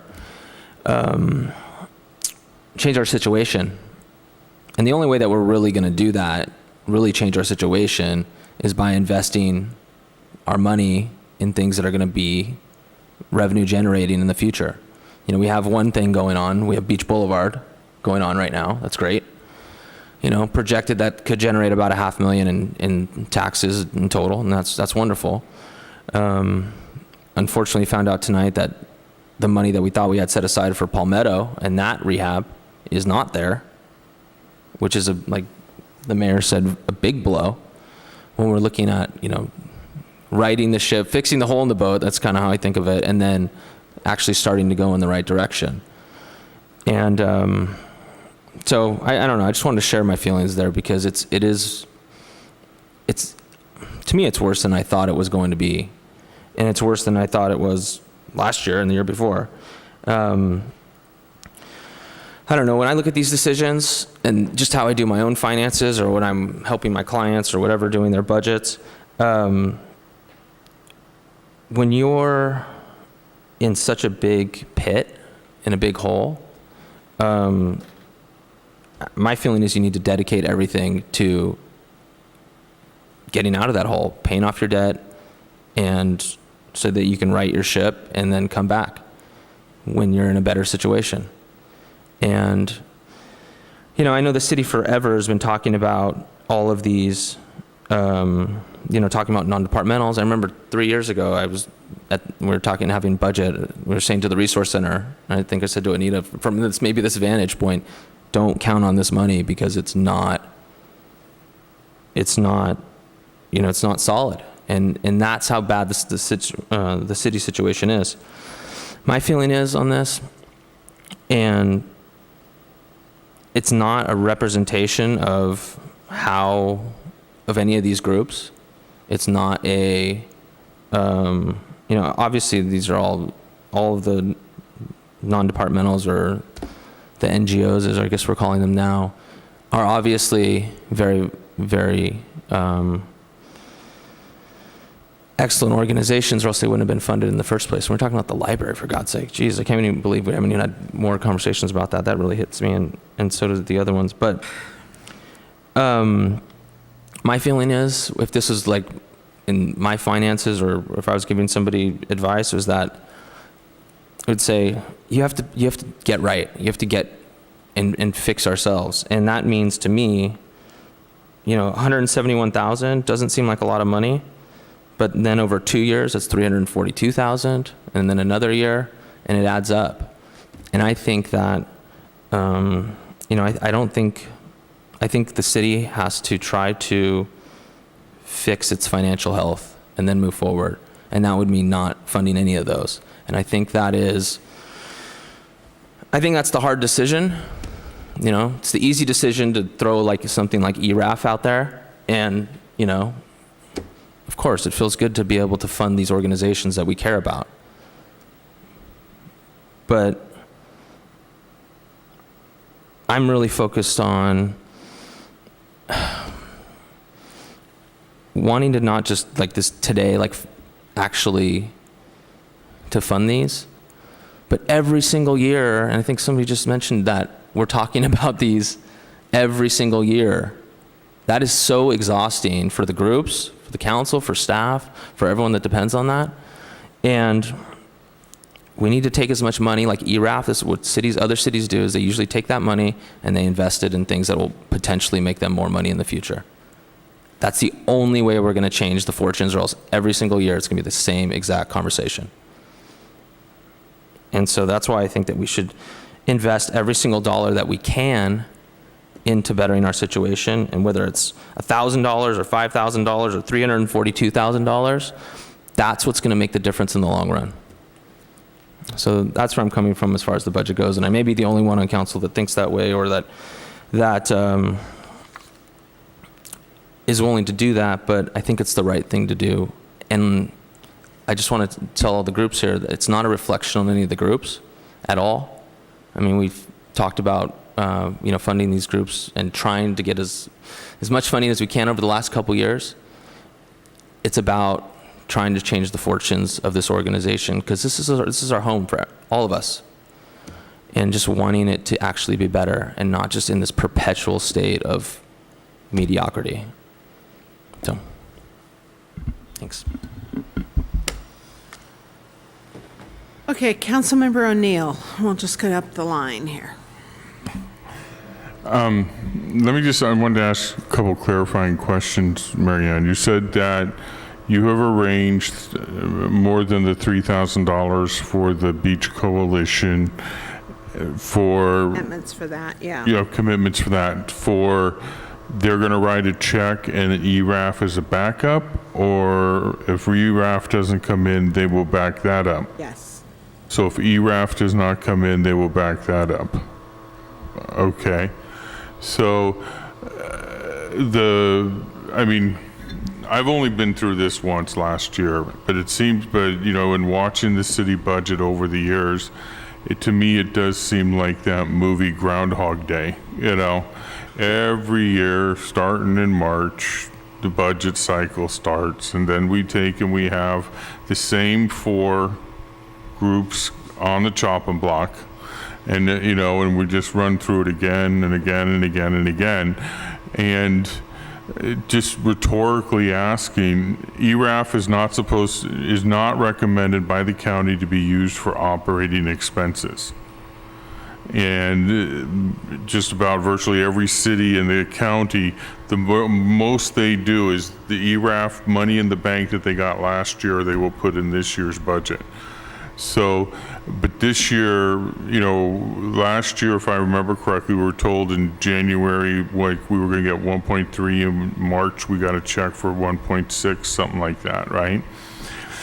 So we're kind of we're just continuing the cycle of dependence on this. I mean, I have no problem funding the resource center, so I'm upfront with that. But the other, library hours, I'm really sad to have to cut, and all the other stuff, okay? But I just think at some point, you know, I kind of agree with Lan, is that we got to break the cycle of Groundhog Day. And we just it goes on and on and on. I mean, we have the pension, you know, we do have a big hole to dig out, and what fund are we going to borrow from ERAF, I guess, in order to make the payments on to make these ongoing payments? So, I mean, I'm just kind of like, I'm musing here at 11:30 at night, I guess.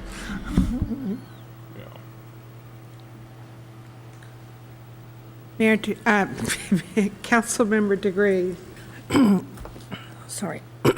I've kept in touch with our city manager, who we all realize is bringing a great perspective and help to the city finances. And the ERAF is still a good thing. I haven't changed my point of view. I think that I see things a bit differently. I don't see providing help to the Resource Center and the Beach Coalition work as digging oneself out of a hole. I actually feel that their work keeps us out of a huge hole that we would end up having to pay and also have people in pain. The library, as I said before, they don't seem to be desperate, but it goes against the grain to even think of cutting library because, in my opinion, that's free education, and that's the lifeblood of our nation. So I did mention that for-profit organization, as much as I want to do and cooperate as much with the chamber, it is a profit-making, and they do excellent work. So I'd rather put that off for a while. So I would be very much in advocating that community aspect of we're in this together, but it's not, as I said, I don't see that as they need it as much as they're saving us a great deal. And Mayor Pro Tem. Just like to start off by thanking our city manager, who has brought much needed clarity to the budget with your overview. It's complete, it's accurate, it's a level of interpretation I haven't had up till now, and although it's bad news and I feel like we're kind of hit the bottom, we're on our way up. And so we're going to be okay with you leading the way, and I really, really appreciate it, and I appreciate all of you being here tonight, sitting with us and giving us the overview as well. It's greatly appreciated, so I'd just like to start off with that. Preserving funding for these non-governmental agencies has always been a high priority of mine, and it continues to be so. I'm concerned that with our budget deficit of $4 million that we're looking at and expenditures that keep rising, we're facing an unsurmountable obstacle that I don't know when it's going to stop. But having said that, I am also very concerned about being penny wise and pound foolish. And we've all talked about the power of the investment. And I strongly believe that the Pacifica Resource Center, for instance, we get more than we give back. I know it's a lot of money, but what about our crime rates? And what about hunger in our city? And what about homelessness? All of those things could cost our police department a great deal. It could cost our city so much. So I really strongly feel like it's an investment. It's a social and fiscal investment in our community that we cannot afford not to provide for. And it's the same way I feel about the Beach Coalition, the $3,000, and I know it's frustrating. I wish we didn't need it, but that $3,000, the amount of money the Public Works doesn't have to go out and clean the beaches, and I know they provide, the Public Works also provides a great deal of, connection with the Beach Coalition, and they help out. But I strongly feel like what the Beach Coalition does with the hundreds of thousands of volunteers in cleaning up and protecting our city from potential lawsuits and whatnot is worth more than the $3,000. Now, of course, it's horrible because we don't have the money. We're sitting here with this horrible budget deficit that we have to address. But while we have the opportunity, while we have this ERAF funding, I am supportive of using the ERAF funding while we can. I think our community wants it. I've heard for the years I've been hearing about people supporting these. I don't hear people come and say, don't support Beach Coalition, don't support the Resource Center. The Visitor Center, I know the Visitor Center is providing such a great investment in our city, and I thank you so much. I'm not quite as convinced it's absolutely necessary for the welfare of our city, even though I still go back to the penny wise and pound foolish. I still think that we need to be very, very careful about the cuts that we make. So for me personally, I feel strongly in supporting the Beach Coalition and the Resource Center, because I think honestly it's just an economic incentive for our city, and it provides for our city in a way that our community wants us to provide for our city. So, and we're not remarking on anything else, correct, right now? Not yet. Okay. We're going to try to organize this somewhat. I threw that out there partly to give some food for thought, because I tend to approach these things in a fairly pragmatic way myself. I don't disagree with anything that's been said, except for the fact that it isn't quite Groundhog Day. That's the only thing I don't, because it moves around. And the reason I say it moves around, because I remember, let's see, we've looked at the police, we've looked at, how many different things we've done. Cuts, we have open contracts with all of our units at this point in time, because what can I say? I'm just going to say again, when I sat up here at first, we had a $32 million projected budget. That's the last time it's been that high. We have cut every year that I've been in here, the 6 years, and we have last year for the first time done a complete balanced budget, followed up by, we're going to balance it again. And it gets harder when we have gone to the public 4 times. We've gone almost every year that I've been up here in one way or another. The only help that happened was the transient occupancy tax. We've done every possible alternative. The first year I was up here, we did sales tax. Okay, it's clear. And so I guess I understand where Councilmember Stone is coming from. But that's why I have to go, in the pragmatic part of me, has to go and try to find alternative sources. And I'm really committed to the fact that I was really pleased that Anita Reese got up at our last council meeting and reminded us and talked about that the county had at one point in time funded the Resource Center and then pulled out of that Resource Center, and the city stepped in because we found it so vital.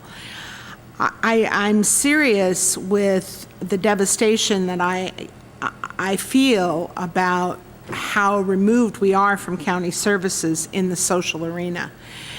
And I always say, in the second richest county in the state, I don't understand how this happens. But that's what I'm talking to Supervisor Horsley about, because there are a wealth of programs over the hill that just don't quite make it over here. And I want to see that change. And that's what I'm looking at in terms of the Resource Center.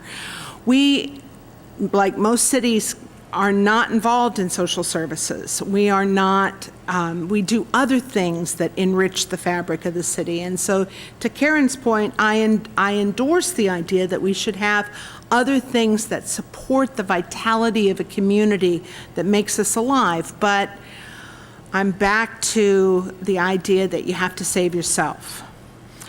I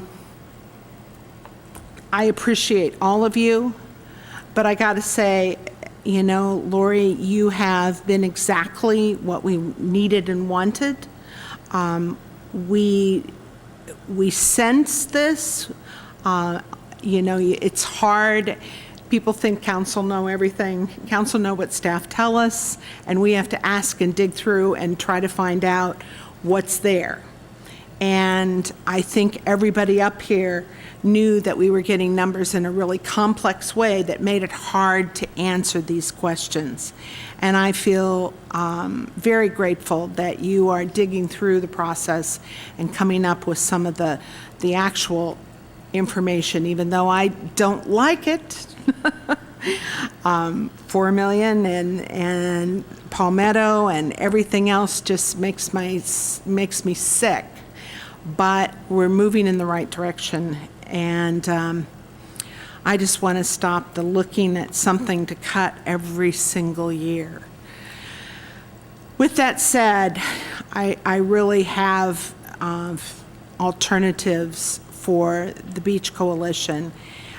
If we don't fund them, it will go directly, but I would like to say that there is I finally got the message when it wasn't about the money, it was about the collaboration, and that this was a priority for the city. And I really want to stress that it is a priority of the city, no matter what we choose to do up here. It's a priority for me, and I really want to make sure that that piece is covered, and it will be one way or another. And we will continue to support and endorse Earth Day and the cleanups and all the things that we need. And we will find where the nexus is to keep having that happen. And the Resource Center, I'm going to continue to work on. That's really the best I can do at this point. So do you need a vote from us, or? I do, actually. A motion and then a vote, please. Okay. Do we, can I just? Councilmember O'Neill. One I also neglected to say, but Lori, thank you very much for your clarity of numbers, and that was, your budget presentation during your interview was one of the reasons we really strongly hired you. Yeah. And the fact that you're continuing forward with that and at the council's wishes. I was just going to suggest that we actually maybe just take each one as a straw poll, because I seem to hear, different thoughts on different items rather than one motion for everything. Mayor Pro Tem? Well, I would make a motion to approve utilizing ERAF funding for the Resource Center and the Beach Coalition while it remains coming in. But I don't know what you guys want to do. Councilmember Degree. I would second that.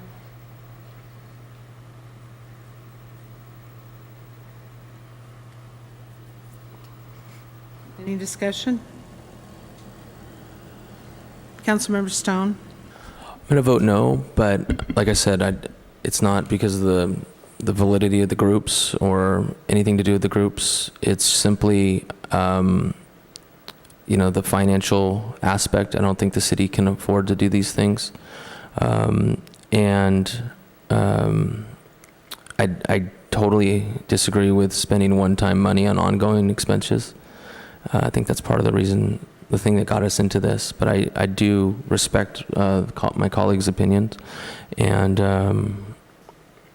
like I said, it's not a reflection on the groups. It's a reflection of where I think the city's financial situation is, and I think we need to get healthy. So. And I just want to be clear that I'm going to continue to work on the alternative funding with or without the ERAF. I just think we have to have that. I would agree. But that's the backup. So are we ready to call the question? Yeah. Okay, please vote.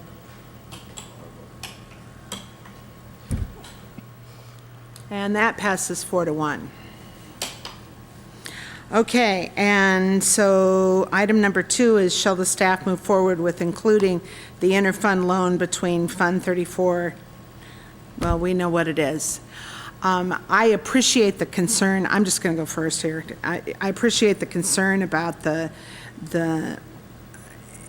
issue in other arenas of borrowing, but those funds that have been borrowed up here, the reason they're so confusing is because they're all really one thing.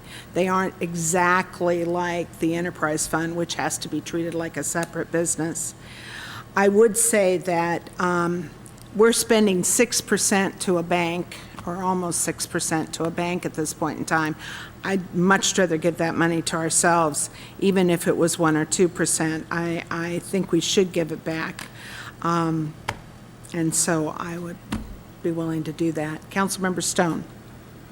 I just had a quick question to Mr. Clifford's point about the interest rate. it was my understanding that you're required to pay interest. Is that correct? I don't know that if we're required to pay interest or not. I've not seen a loan like this without paying interest in other instances. It's very customary. Yeah. It's a separate business. Yeah, and the 1% actually is more than those funds are getting currently in LAIF, which is the Local Agency Investment Fund. But if you wanted us to match the LAIF rate, be happy to do that. The 1% was a little bit more. Okay. The LAIF rate currently is 0.05%, so 0.05 of 1%. So it's very generous, but why? Why 1% as opposed to that rate? In my past history, councils have wanted to provide more. Yeah. So I suppose it does make sense. But I'm happy to round down. You usually borrow at or lend at a bit of a premium there, so. Well, LAIF is much more conservative than the county funds, right? That's the other alternative that CCAG has their money in, but we keep it kind of balanced. Is that right? They're pretty close to being the same. Yeah. I mean, 1 month LAIF will be a little bit higher, the next month CCAG will be a little higher. So. Nobody's getting a lot of interest. Yeah, nobody's getting real rich off of this stuff. Nobody's above 1% right now, for sure. Yeah. Okay. Do I have Councilmember O'Neill?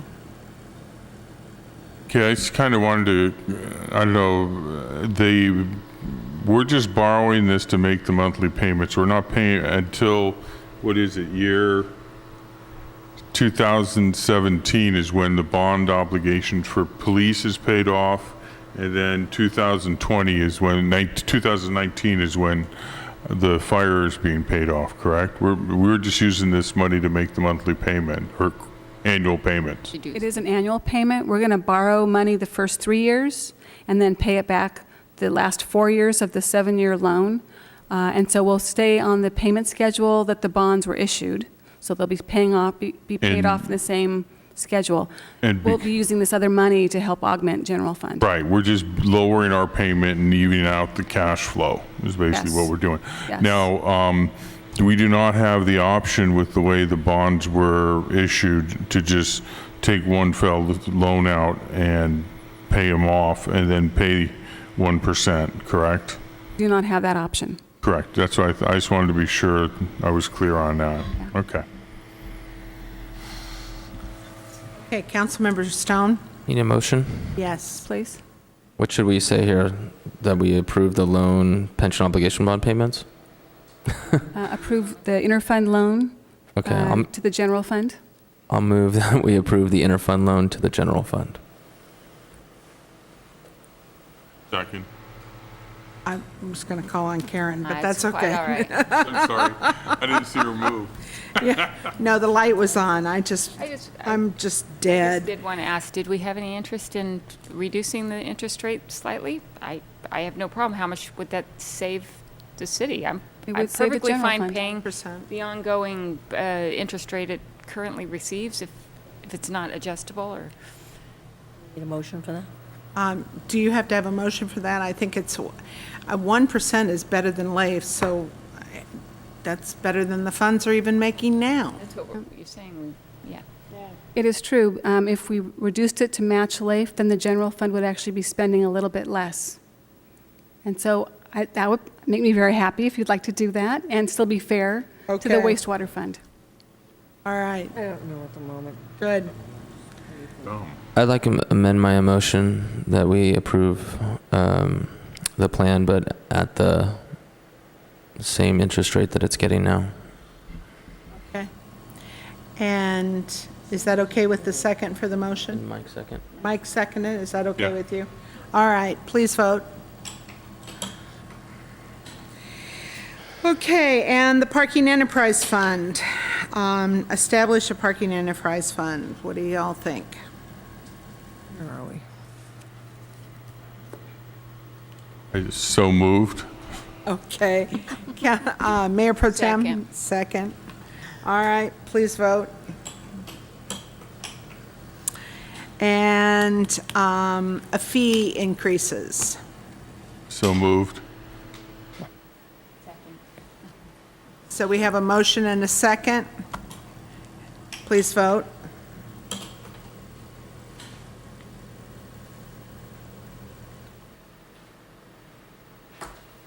And that passes 5-0. I'm sorry. I'm just mentally deranged.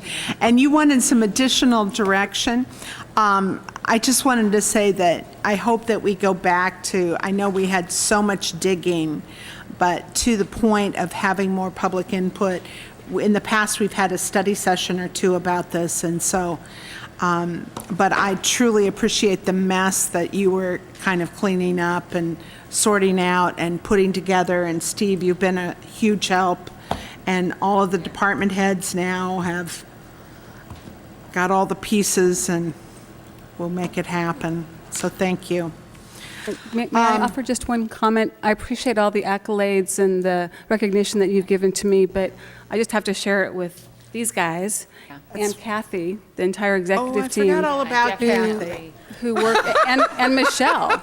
And everybody's been working very well together and all rowing in the same direction, which is Absolutely. huge. So I appreciate all of them. Okay. Huge thank you on Thank behalf of you. the city. And So we have just one last thing.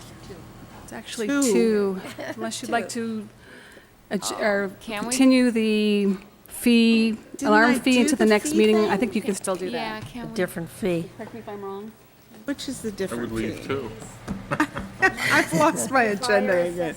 The fire alarm and the. Oh, yeah, you can do that one. Can we continue that one? I'll do that. You should make a motion. Okay. You just need a motion to do that. Motion. To I move continue that we continue the next item. Sitting here Great. waiting. to a date Mayor certain. Pro Tem, I Is second. there anybody in the audience? To a date anybody certain. want to talk about that item? I have no cards. Talk about 10, right? Can we Yeah. do the other one? Yes, we're going to do the other one right now. Want some water? And the last item is the appointment to We Park do Beach- need to vote on that motion. Oh, yeah, we got to vote on it. Did we have a second? Yes, we had a second. I can't believe how, and that passes 5-0. I can't believe how my brain has deteriorated. Okay, we had interviews for appointment to Park Beach and Rec and Open Space. And staff report is very short and sweet. City Clerk? Thank you. The city recruited for the Parks, Beaches, and Recreation Commission and the Open Space and Parkland Advisory Committee as a result of expiring terms. This was advertised in the Pacifica Tribune. The city clerk received a total of 8 applications, and interviews were conducted by the City Council on June 3rd, 2014. Staff recommends council make appointments at this time. There are 2 vacancies on each of the commissions and committees.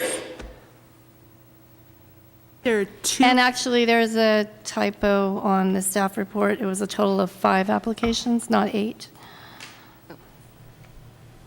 I can make a motion. Okay, Can I do them both at the same time? if you wish. I make a motion to approve Cindy Abbott and Deidre Finnegan for Park, Beach, and Recreation Commission applicants, and George Frank and Jim Cordero for the Open Space and Parkland Advisory Committee applicants. Councilmember Degree. Second. Okay. And these are people for reappointment, just to make a point before who kind of drew the short straw for only a year. So I concur. I thank all the applicants, and I really think that it was great discussion. So please vote. And that passes 5-0.